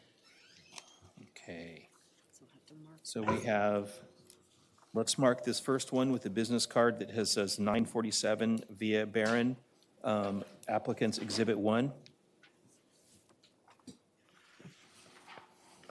The next page, it says subject property and then has my comp 1, Exhibit number 2. The next page that has a MLS printout of 5144 via San Lucas is Exhibit number 3. Next page, 5063 via Santana, Exhibit number 4. 1010 via Barron, Exhibit number 5. And that is it. Okay. Yeah. Are we all on the same page and ready? Okay. Okay. Whenever you're ready. So just quickly, there's the realtor who sold me the property. There's a statement from the realtor regarding the reasons why the assessment's overvalued on the part of Exhibit 1. Next page there is of Exhibit 1 is where is the letter I sent to the assessor initially, which is kind of a summary, though I've done some more research since then, and so my presentation is a little bit different than that. And there's some pictures on the next few pages of my usable space, which I'll refer to shortly, which but I'll start off here with, first I want to talk about Dos Vientos and the neighborhoods and the type of properties. There was, regarding gated communities, non-gated communities, most communities in Dos Vientos, especially mine, are very large, and the gate is not manned in any way. If you have a code, you can get in, you can follow cars, and it's really almost for show. There's very little benefit gained from the gated community. There are small gated communities nearby also in Dos Vientos where those are very valuable because it's very difficult to get in. This has a lot, I didn't count them, but there's a lot of houses in this. It's called Estancia, the community I live in. The gate is not worth very much at all. In fact, they hadn't changed the code in since over 10 years. That is the reason that I presented comps elsewhere in Dos Vientos, and all of my comps are in Dos Vientos. They all go to the same school system, all exact same schools, and it's very comparable. It's the entire Dos Vientos ranch is that's one neighborhood, and that's there should be no division in this, except maybe in those cases with these very small gated communities where the gate is worth a lot. But my comps are all Dos Vientos properties, and whether there's a gate there or not, there's very little difference in the value, at least for communities where a gate is for access to many properties, probably well over 100. But in addition to that, in Dos Vientos, there's kind of two different types of properties, and I spoke of this a little bit earlier during my questioning. There's luxury high-end homes, which are very highly upgraded. They have beautiful pools and spas. They have beautiful views of Mount Boney. In some cases, panoramic views that would look great on a postcard. In this exhibit number number 5 for 1010 Via Barron, you can see that was actually the main picture they used for the listing to show what kind of view you have in the house. So the properties that have all of that stuff, or most of that stuff, are kind of on one end of the spectrum, and then there's the ones that pretty much resemble standard tract homes without any of that stuff, which is what mine is. And the comps that I found that I presented, one of them was actually in common with what they presented, the 1010 Via Barron. Two of the other ones are comps that are of homes that are very similar to mine, and that's what I was searching for in the sale period to present. I feel that presenting comps were, in their case, two-thirds of the comps being tremendously better properties in so many different ways is not a fair comparison. Even when you try to make adjustments, it's like comparing apples and oranges. But nonetheless, I did make adjustments in exhibit number, I think it's 2, which I'll get to shortly. The fire I mentioned, that really did change everything regarding the insurance. And it's not just that the insurance is expensive, it is now extremely difficult to find. And this is immediately following the homes burning down in early December 2017, regardless of when the fire was extinguished. I think the fire was on December 5th, and that's when, within that week, was when the majority of damage occurred. This immediately changed. If you were to try to get insurance, late December, you would have had a very much harder time than prior to this fire. This really changed the value of property like mine, which my property is probably number 1, or if not number 1, number 2 or 3 in the entire Dos Vientos as far as the susceptibility to fire damage. And you can see this simply by looking at the aerial photo that the assessor provided. I'm right there, surrounded by 3 hills with very dry brush and trees and weeds that are just waiting to go up. And this has, of course, always been the case, but it's come to the insurance company's view and the public view ever since that devastating Thomas fire in December 2017, and to some degree also from the Springs fire the Spring fire in 2013. So, but especially from the Thomas fire in 2017, this is really changed the value of homes that back into that. In addition, it was very tough for me to identify the exact amount of usable space on my lot. I even tried to request this from the assessor's office when I was preparing, and nobody could give it to me. They said they did not have this data. They had no way to calculate this data. That's why I'm surprised they came to me with it. I made about 10 different phone calls, and everybody came up with a blank. So, but in order to show you, I think the best way is to see. I have a drone, and with the drone, on April 1st, 2019, I flew the drone over my own property and took still photos with the drone, which is Exhibit 1, the last 3 pages. And I then drew lines over the unusable portion. So if you look at them, the first page is the full property view. The things with the lines through it, that means that's not even my property. Don't worry about it. The part that's within the red line is the part that's unusable. That's slope right there. I know the picture's a little bit dark because my printer's not the best, but that's all slope right there. Everything that's within those that red line that's not lined out in the middle is slope that's unusable. Look what a very large percentage is of my lot this is. I mean, you just eyeball it, it's almost the whole thing. You see a small backyard, you see a tiny side yard, which is super narrow, and a small front yard. There's no way that 15,000 is the lot size. I didn't attempt to estimate this, but there's to me it looks like about half of that. It looks like 7 something. And again, if you can just take a look, I think that no person who's rational could take a look at this picture, which was taken with a drone a month ago, and say that half of my lot is usable. You look at how much of that is slope, and then you can see also on the other 2 pictures I provided, you can see a clearer view, in fact a little bit lighter, that printed better for whatever reason, of the side yard, which is tiny, and you see it's almost all slope over there. And then 3 is showing the backyard, and again you see what a large percentage of that is the slope. So I have very little usable space, is the truth. You know, what the very little space in my backyard, and so that's why and then the slope I have is not just something you just cross out and say, oh, it's not usable. It's an additional problem because I have to have the expense of maintaining it. There's the additional fire hazard with it, so it's something that you just wish wasn't even there. So my usable space on the property is very small, and the picture should show that very clearly. I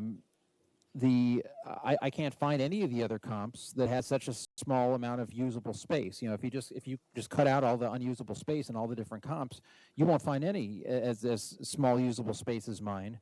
If for example, I'll get to the situation of the pool in a second, but if you were to put a pool, if you could manage to get a pool into my property, which you can't, if you could, it would take up the entire backyard. There'd be nothing left.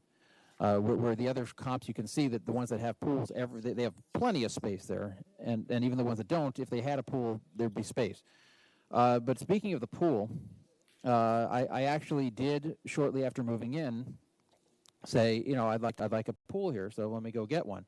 And that was when I figured out why in the first 10 years of the first 10 years of my property's existence, why it had 2 different owners who both sold and went to elsewhere in Dos Vientos. Both people who sold the property have now live elsewhere in Dos Vientos, and there's a reason for that you'd move into a house and 3 years later bolt to somewhere else in the same neighborhood.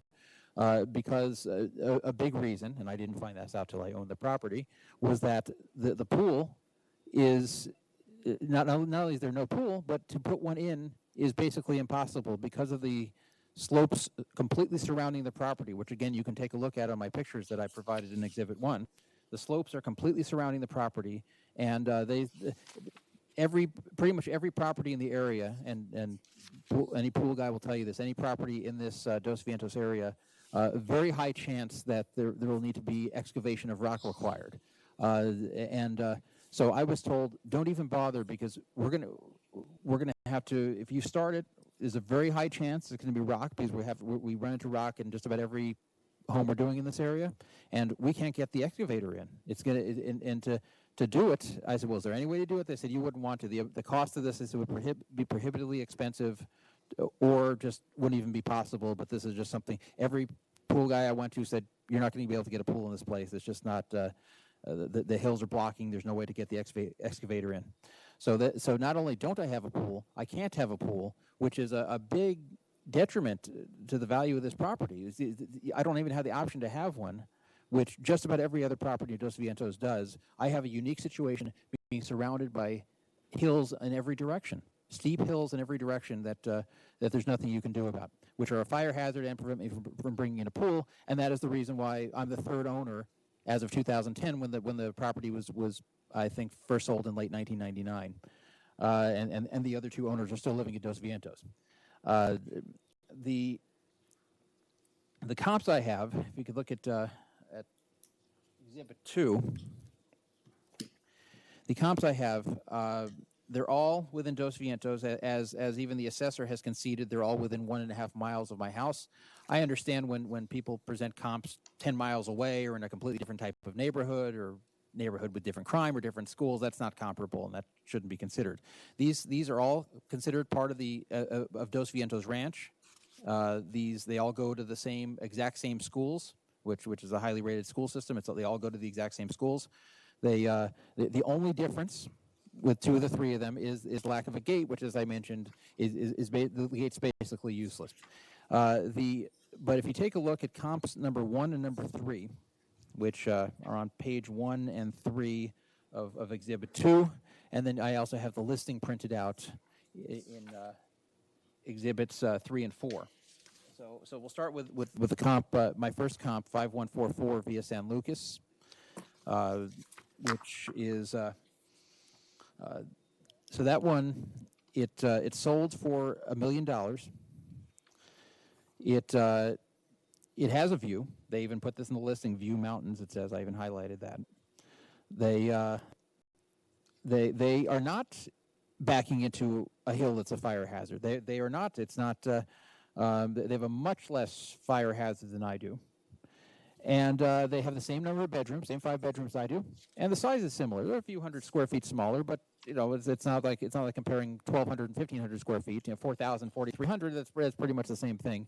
I know there's a small difference in value per square foot that you have to, and I did include that in my comps, where I added 78,000 when trying to equate it to my property, because mine is slightly bigger. So I did account for that, as you'll see on Exhibit 2, where I said, in the section that says my comp number 1. This one is otherwise pretty similar to mine. We're both in average condition. I'm not understanding the whole thing about the home visit that was being presented. I'm stating my property is in average condition, and they say they're assuming my property is in average condition. I'm agreeing with that. My property is in average condition. And the only reason I didn't allow the home visit is I felt it was inequitable, because I cannot visit the homes of the comps here. I wanted everything to be equitable and fair, and I didn't feel that was after thinking about it a little bit, so I declined it. But they said, "Well, assume it's average condition." I said, "Okay, great. That's what it is." So, but anyway, it is average condition, just like mine. It has a view. I do not. We both don't have pools. They actually don't have a fire hazard, which is a big deal, especially since December 2017. They have a view, which I don't, as I mentioned. So I adjusted off for the view and the fact that they don't have the fire hazard. I added to the adjusting value for the fact that my square footage is a little bit bigger. The comp value I came to at $978,200. But even if, regardless of what you think of my calculations, this only sold for $1 million. This is far off from what the assessed value of my property is. Yet it's incredibly similar, and that should speak volumes about what my property is really worth. Comp number 3, 5053 via Santana, which I have in exhibit. I'm sorry, 5063. Is it 5063? I think I put 5053. Whatever. It must be 5063. I must have put a misprint. 5063 via Santana, sold on 9/26/17. That's similar. It's got is also went for $1 million even. It also has a view. In fact, on Exhibit 4, you can see it has a nice view of the neighborhood, the mountains. Kind of it's not as beautiful as some of the Boney views, but it's a view. They've got a fairly nice view. Mine has no view. They have again a similar size. In fact, they're over 4,000 square feet, and this one actually, like mine, does back into a hill. And this was actually sold before the Thomas fire. So if it were to sell today, there would be, or forget to say it, if it were to sell on January 1st, 2018, a month after the houses burnt down, a few weeks after the houses burnt down in Ventura from that fire, this would have had a much lesser value than it did in September 2017 before that fire existed. But even ignoring that, it sold only for $1 million, and has a view that I don't. So that's and like mine, it's in average condition. These two that I just presented here are very similar to mine, and yet the amount they sold for was substantially less than the assessed value.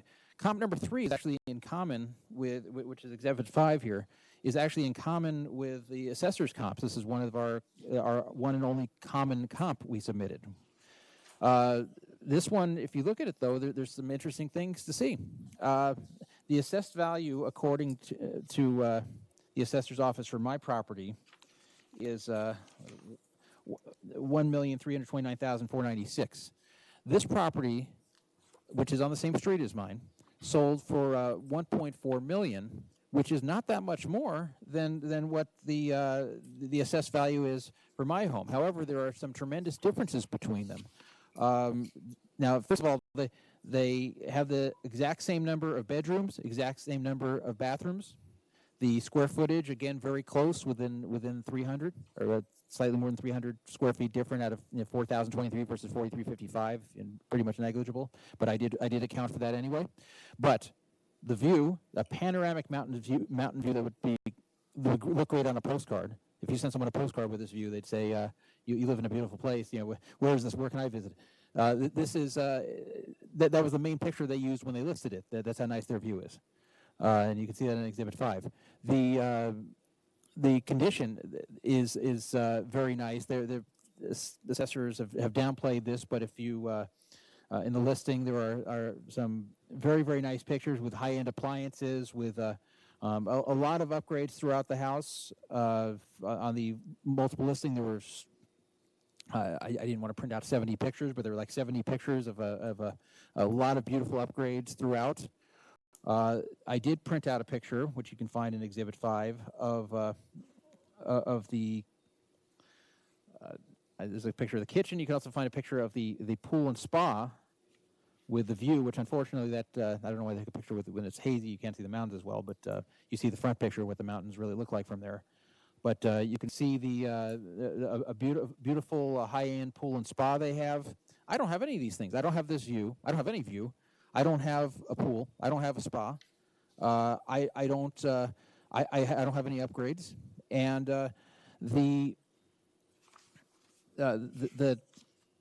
not only that, but they don't back up into the hill like I do. So while they're close, while they're on the same street, if a fire comes down in that area, the house that is in the most danger is mine.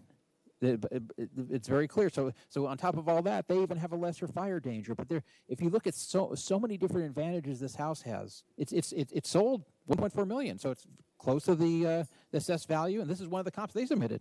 But yet all these differences between my house, the condition inside is so much better. The view is incredible, and I don't have any. They have a pool and spa, a very high end one. I don't have. They don't have a fire hazard. So how could that possibly account for a difference in looks like $70,000? It's obviously this is altogether worth far more than $70,000, and you can see the calculations I used to bring what mine would really be worth when you do the adjustments for the condition, the view, the pool, the lesser fire hazard, and that brings it to $1,141,000 if you were to take these things away. So that's I think that comp that they submitted themselves. I think that one's a great example if they want to take one in my neighborhood and compare it to mine. If they want to say, well, the other two, they're not behind the gate, okay, look at this comp number 2, this 1010 Via Baron, and how could that sell for 1.4 million? And mine's worth almost that, 1.329, when this one has so many advantages. And the only better thing you can say about my property is it's 300 square feet more with the exact same bedrooms and number of baths. I mean, there's no comparison between the two. I think that one speaks volumes itself. And again, that's right down the street. That's a few houses down from me. Their comps, as I mentioned, four of the comps that they presented are not comparable properties at all, including this one at 1010 Via Baron for the reasons I already mentioned. But some of them are even more over the top. Two of them have casitas, which are very valuable. And again, this looks very cherry picked. To pick 2 properties that have casitas out of so many Dos Vientos, so few have casitas, and they happen to pick 2 out of the 6 that have casitas. 4 of the 6 have beautiful pool. The water. Some of them have waterfalls and slides. Big lots that are usable without this space here. That's from the slopes. They have slopes that's much lesser than mine. Some of them with just bigger lots anyway. One of them that's this one on Via Candela with the 1022 Via Candela that is the same model. That has a beautiful exterior front stone upgrade at that house. That mine has no exterior upgrade at all. These are just not comparable properties, and that's why you're seeing prices like 1.75 million, 1.62 million. These are properties that so much money was put into them, and they're completely changed from what they look like when they were built in 1999, and what mine still looks like. Plus, they have tremendous views that I don't have, and there's a reason that 4 of the 6, and the 2 of them have casitas. There's a reason that 4 of the 6 are like this, and there's a reason they didn't look for other neighborhoods that are nearby that are similar, that happen to be behind a gate. That was a good question why that wasn't done. And there's a reason why there's an attempt to dismiss my my finding of other properties in Dos Vientos that are more similar to mine, that are a mile and a half away, that I could walk to if I wanted, that go to the same schools. I want to address, though, the one that it seems like they're resting the comp that they're resting most upon being similar to mine, and that is 984 Via Impresso, which is was sold on 6/21/17. It's that one they claimed is similar to my house. There are some similarities. It is nearby. It is in the same Estancia neighborhood. It is at the top of a hill on each of them. But there's some comments I want to make about this one. First of all, it does have a view, and mine does not. Second, while the upgrades on this one are not as spectacular as 4 of the other comps they submitted, this does have upgrades to it. You can even see, looking at the pictures, you can see some. There was an island mentioned by them. They all have an island by standard. That's nothing. That's what they all look like. That's the way they were built. But they do have some upgrades here. But something I really want to point out here. There are 2 things. Number one, this was an outlier. I don't know why this one sold for this type of price, but if you could see, if you compare this one to my comp number 2, also on the same street, on my street, a few streets over from Via Impresso, look at that one that sold for 1.4 million. That's really more typical than this one with all those upgrades and all those wonderful attributes. This one, which is pretty ordinary, selling for 1.348 million. That's the outlier. That's why that was picked. And but there's one other matter to this too. Like me, this one backs into a hill, but it was sold on June 21st, 2017, 6 months before the Thomas fire. The desirability of that home went way down, as mine did, after December 2017. And this was sold before that. There's no way it would have sold for this price, even to this person who paid too much. I have no idea why someone paid this type of money for that house, which it wasn't worth that. But definitely nobody would have paid that in December 2017 or on January 1st, 2018, given the attention to fire danger, both by insurance and by the average home buyer, with these high-profile news stories of the fire and its devastation. So that's something important to know with that one, is it sold before that fire, which occurred before the period, and the fire occurred before the period that we're talking about here in early 2018. Let's see here. So one of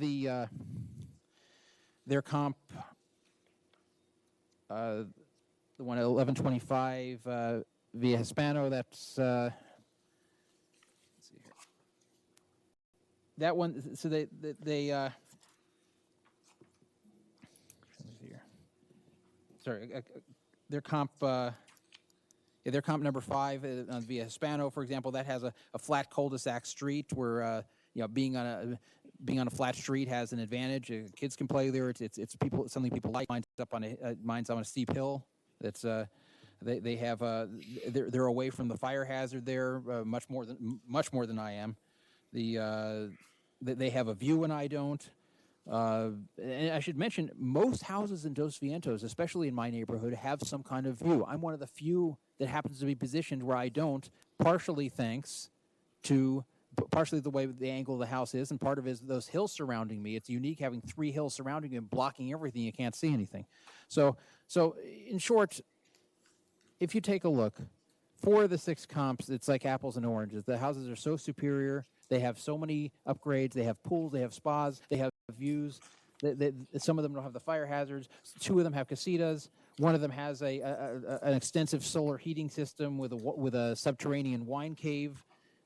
These are not comps. I can't believe that that trying to come up with 6 comps, 4 of the 6 that's what was chosen. It was on purpose to try to cherry pick the ones that come up the most favorable for the office, and then of course one was picked that was an outlier regarding the value and via Impresso, and so this I feel my comps, even the one that I have in common with them, speak volumes for what my home is really worth. My home is greatly inferior in so many different ways to so many of these homes in Dos Vientos, including most of these comps, and the aside from this one outlier, the ones that are essentially equivalent to mine sold for much less money. That's why we had the $2 million sales. That you see how much less that value is. So unless you want to think that a gate that over 100 people use and that everybody gets into, you just got to wait for another car to come in, you follow them, you get in. Unless you think that's worth over $300,000, there's the valuation of my home is a lot lower than it's claiming it is, and even the one on the same street that we have the comp in common should be that. So that's my that's what I have, and I'll take questions if you have them. Okay. All right. Assessor's Office, your turn to ask questions of the applicant. Just a couple. The letter that you provided from the real estate group, is Karen Watellis any relation? Yeah, she is. She's related to me. And that she is? She's my mother. Okay.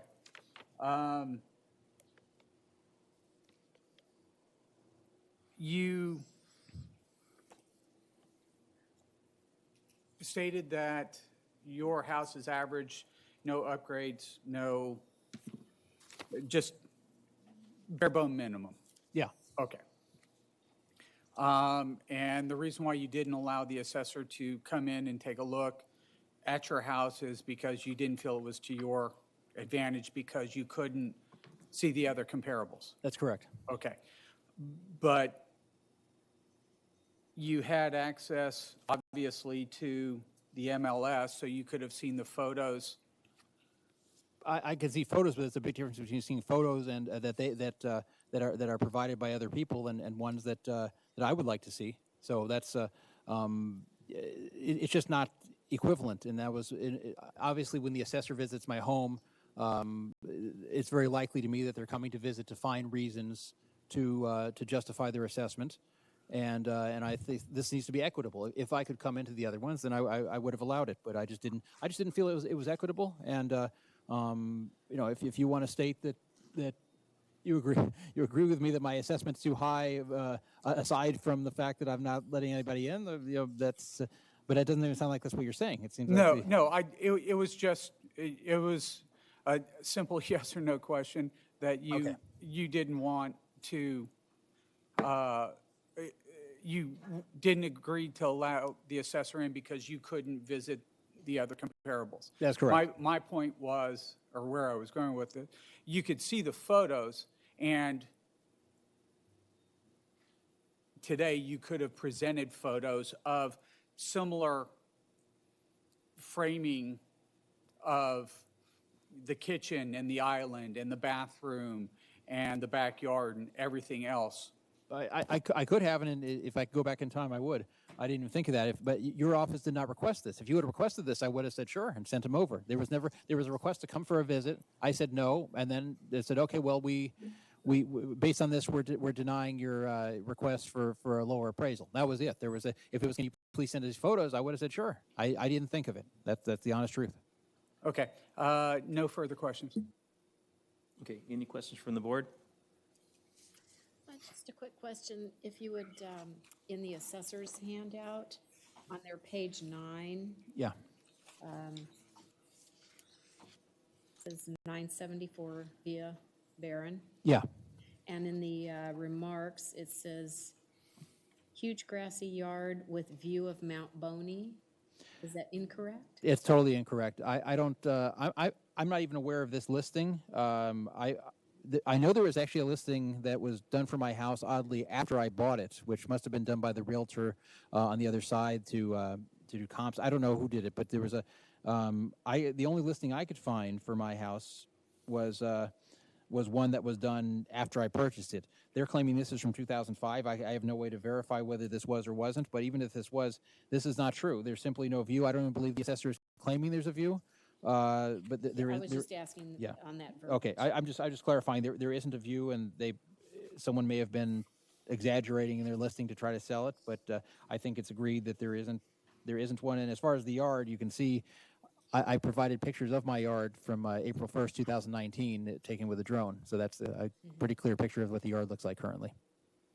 Okay, and your adjustments on your comps on Exhibit 2, your adjustments, those are just based upon your knowledge? Yeah. So receipts or anything like that? It was based upon not receipts. It was based upon my consulting with various real estate professionals in the area, including my mother, who's worked in the field for 30 years. But I spoke with other realtors about it, and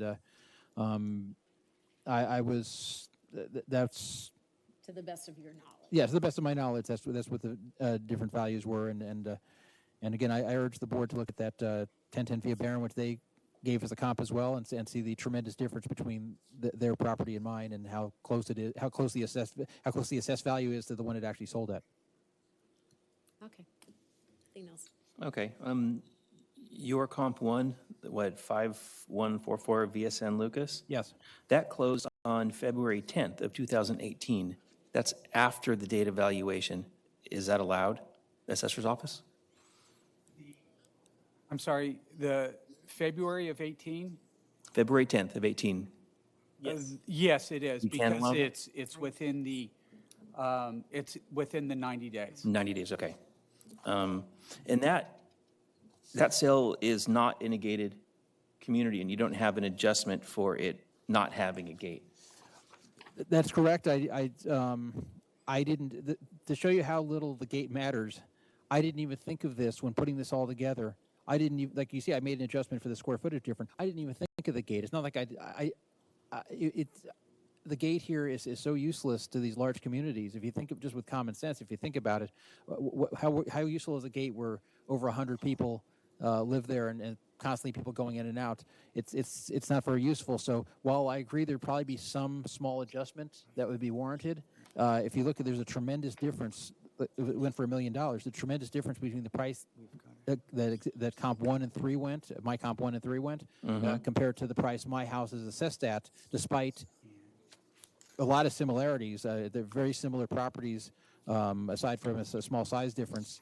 So even if you want to add to it, you'll still see that the comp value will come close to what I'm claiming my house is currently worth. Okay, so the difference in basically sales 1 and 3 and sales 2 is around, well, it's $400,000, but there's other issues going on. But Well, yeah, right. Comp two is way superior to comps 1 and 3. There's no question. And that's what my point is. My house is similar to comps 1 and 3. Comp 2 is close to me, but way better in the ways that were noted there. Okay, but it's behind the same gate. Okay. It is behind it is behind the same gate. Yeah. Okay. But also right. That was it's on the same street. In fact, it's a few houses Yeah. away from me. So that's so I'm saying even if you want to disregard 1 and 3, which I don't feel should be disregarded, they're a mile and a half away, and there's other than no gate, everything's basically similar. But you look at comp 2 on the same street, obviously behind the same gate. All of the factors about that one that are so much better than mine, and just $70,000 more than the assessed value of mine. Well, 70 more than your proposed value. Yeah, Okay. 70,000 more than my assessed value, despite many ways it's superior. Okay. Where did you arrive at like a pool adjustment of $100,000 or a view at $100,000? Well, as I said, I spoke with various real estate professionals and asked about this, and I also would arrive at I sent pictures of what I could find of these of the pools. You know, some pools are better than others. Some the workmanship around it.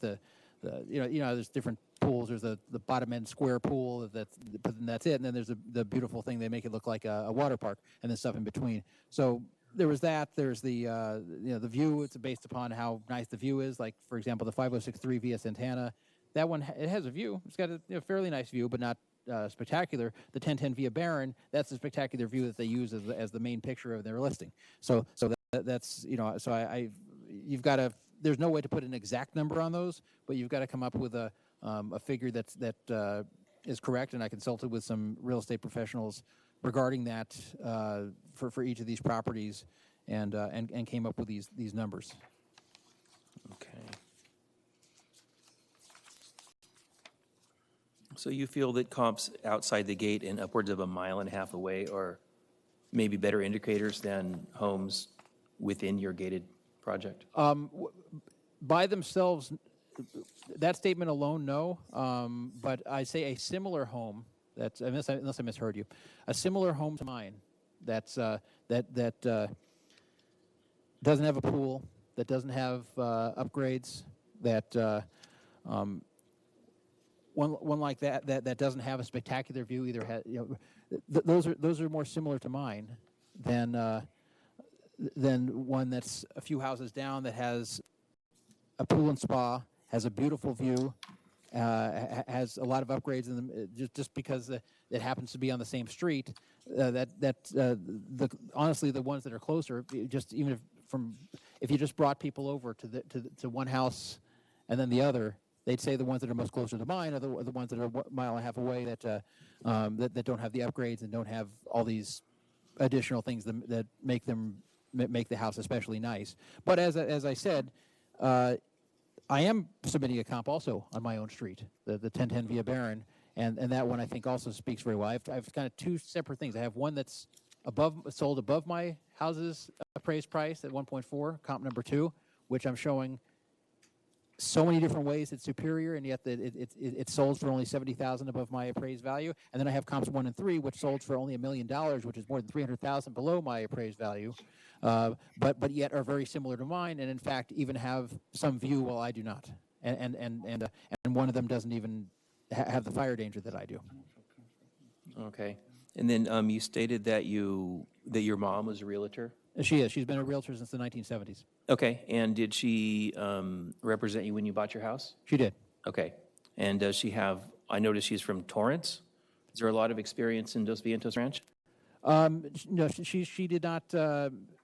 She has not sold any of the properties in Dos Vientos Ranch. She did this. It was best that she represented me. Obviously, I trust her more than any other realtor. But so you chose to not use a realtor with experience within Dos Vientos who would possibly say some lots can't support pools because they're rocky, or not everything in Dos Vientos has the same view. Yeah, that is true. But that's I was actually contacted. The thing is, I should clarify something here, which I haven't stated yet. You'll see that this was never posted as a listing in 2010 when I bought it. So there's a reason for that. And that's why they couldn't show you the listing for 2010. It didn't exist. What happened was I got a call from an area realtor that knew I was looking to buy a house. In fact, I had just had my child was born just a very, very short time. It's late October 2010. My child was born. I was looking to move into a house and in Dos Vientos. And I had described what I would like, that I described attributes that I wanted, and I got a call from a realtor that they have one to sell me that's not even listed yet. So I said, okay, I'll come down and take a look, and I did take a look. So my mom did not find this for me. This was actually presented to me. I was actually contacted by an area realtor who gave me these things, and I was told that a pool can be put in. I even asked about that. There's no pool. Can there be a pool? They said yes, there could. And it's possible the realtor didn't know. They're not experts on excavation and things like that. I was very surprised when the pool guys came down. I had more than one pool company come down, and I couldn't believe it that this was the case. And then I said, all this time I was wondering, why are people buying this house and a few years later bouncing to somewhere else in Dos Vientos? I didn't understand if they moved to a different area, but why two different people doing this in a 10-year span? Didn't make sense to me. They're like, that's why they wanted a pool, and there's no way to put one in here. Okay, so what was the house offered at when the realtor called you? What did he say they were looking for? They said they were looking for, I'm trying to remember. It's been, I think around 1.2 million. 1.2? Yeah. Okay, and what did you end up paying? See that? They had it down. You can ask the assessor. one less than that. One something. Okay, 1180. Okay. Yeah. So did you negotiate down? Did your mom help negotiate down? How did you go from 1.2 down to 1.18? Yeah. My mom negotiated it down. Yes. Okay. Was that the amount of realtor fees? Did you get a credit back on realtor fees for mom? No. Wait, did I get a credit back, or was I? Did your mom charge you realtor fees? Or No, she did not charge me realtor fees. Okay, no. good. That's okay. Okay. No, I thought you meant to give me some kind of money back or something. No. Okay.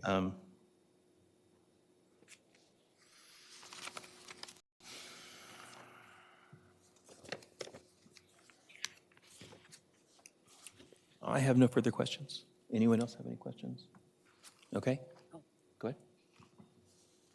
Good afternoon. Sticking with kind of the area that Mr. Sisk was asking you questions about, you appeared when you were questioning the assessor's office to either be disappointed or dismayed that they had not looked outside the gated portion that you are in Dos Vientos. Which kind of indicated you felt that there might be better comps outside the gate.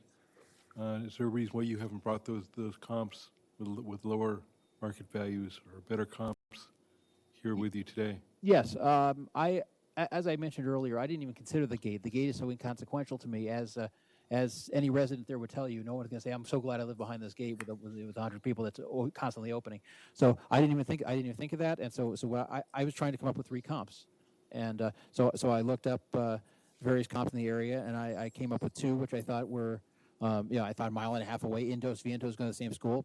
Sounds similar enough to me. 2 that were, I felt similar to my property, and then 1 that was right on my street that was much better than my property, yet sold slightly more than the amount currently assessed for mine, and I thought that was enough. I didn't feel I needed to go look outside the gate, because I didn't even think of the gate situation. If I had thought of this, I would have looked for it. I was actually surprised to hear the gate being mentioned. I was like, I didn't even think of this, because to me, the gate is just something that doesn't matter at all. But that's where my issues with them is that they picked 4 comps that really don't come close to matching to my property out of the 6, including 2 with casitas. And I can't stress how uncommon the casitas are in Dos Vientos. Like, why pick those? It's just we're sticking to the topics of the question right now. Okay. Not whether the comps have casitas or not. Okay. Okay.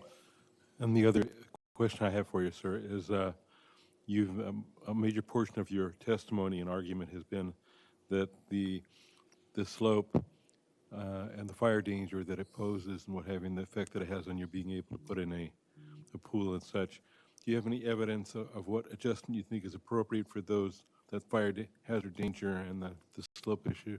I do have, if you look at in Exhibit 2 in all the comps, including the ones I provided and the and what I call, I put 5 comps for theirs because one of them is in common. So basically all the comps that they sent me and the ones I presented myself, which it's a total, 3 of mine, 6 of theirs, 1 in common.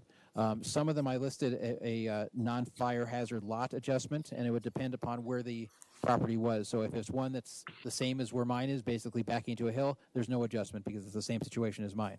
If it's one that's very little fire hazard because it's quite a distance away from hills like that, then I gave it an adjustment of $50,000. If it was something that's not right up against the hill like I am, but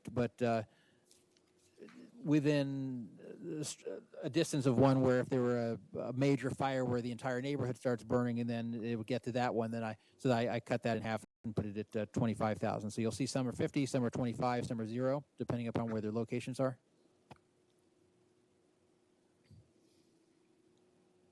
And in fact, a lot of that, just from the premium the insurance companies are charging, that would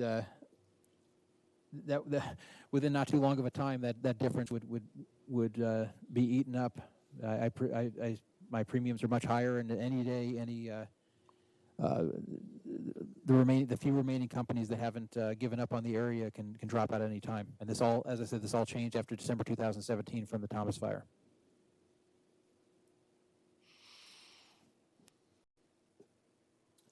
All right, any other evidence you have on that specific issue of what adjustment you think is appropriate on your property, given the, if we accept the fire hazard slope issue?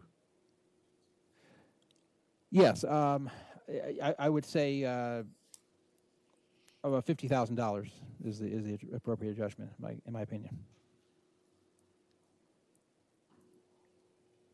All right, thank you. I have nothing further. I have one more question, and then I'll be done. When you were looking for your home, when the agent kind of knew what you were looking for, and he called you up and said, "I have something that you might want to look at," was one of your requirements privacy? Was it the gate? Were you shopping for something secure behind a gate? No, I actually was not, because I had looked at a number of properties. What had happened is when we had 9 months to search for a property when the child was coming, and so we were spending some of that time looking for properties, and I saw that the gate was not particularly useful. So I just said I wanted one with 5 bedrooms, one that either has a pool or a pool can be put in. And I was told there was one, and more than 3,800 square feet. So I listed some various things, and I went to see some, but then it seems the ones that came to market, I just either had some kind of issues where I wasn't interested, or or I lost out in Okay. bidding for those houses. That answers my question. Thank you. Any other questions? No. Okay. It is time for closing arguments. You can present your closing arguments first. Okay, so my house is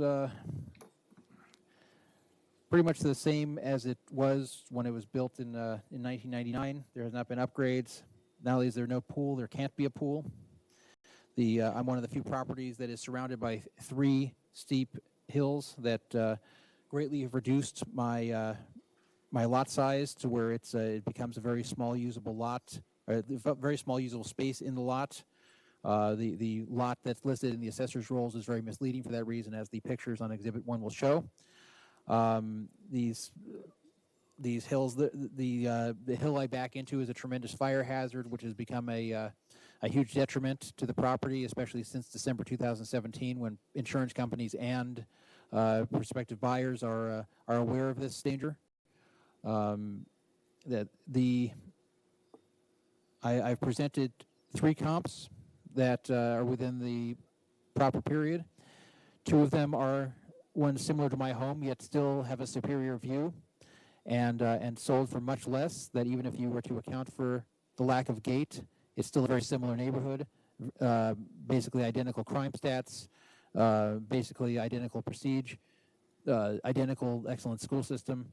It's the only difference is the gate, but even if you want to add something for the gate, you'll still see that those 2 comps outside the gate are much lower than my assessed value. And then the comp number, the comp that is on my street, that even the assessor presented, is a vastly superior property, same number of bathrooms, same number of bedrooms, within 300 square feet of the same size, only a small amount more, very small percentage more than my assessed value, despite a tremendously nice view, very nice upgrades inside, and a beautiful pool and spa, and not even backing up into that lot with the increased fire hazard that I have. So it should be very clear, looking at these three comps, that my property is not worth $1,329,000. Mine is worth substantially less, and I feel definitely that a reduction in assessed value is necessary, and my property in the state it's in and in its location would not sell for that amount of money, especially looking at the other comps here, that those three I provided would be a much better deal than my house would be at 1,329. Okay, thank you. Okay, Assessor's Office. Mr. Witteles, thank you for coming out and providing this and having the full discussion, going into details on your opinions. With regards to the assessor's presentation, if you look at comparables, number 1 and number 7, they back to the hill. 1, 2, and 5, the assessor considers average. Comparable number 1 and number 5, no pool. Mr. Witteles brings up an argument about the hill being detrimental and fires and values being driven down. And if you look at comparable number 4, it sold 1/16 of 2018. And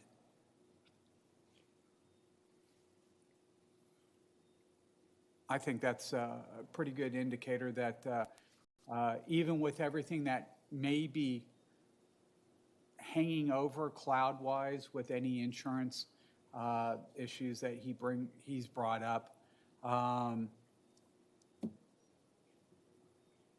properties are still selling. Our comparable number 3 was taken out, and it wouldn't have mattered because it's also the oldest.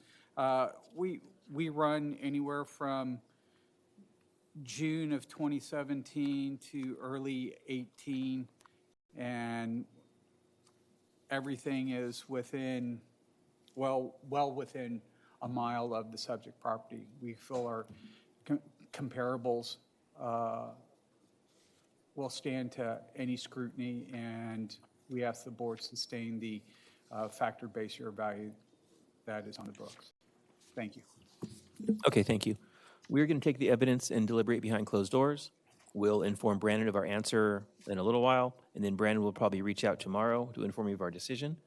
So you are free to go. All right, thank you. Thank you very much. Board members, before you adjourn, I have one quick item for you. Items 8 through 9, if we could revisit.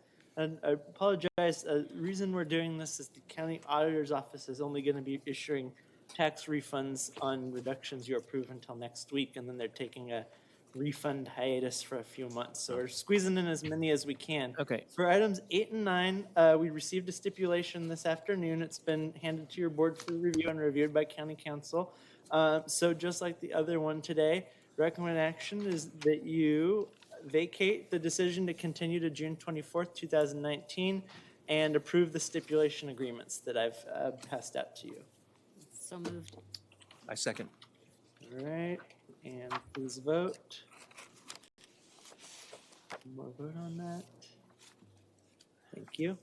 All right, and all business is complete if you'd like to adjourn the meeting.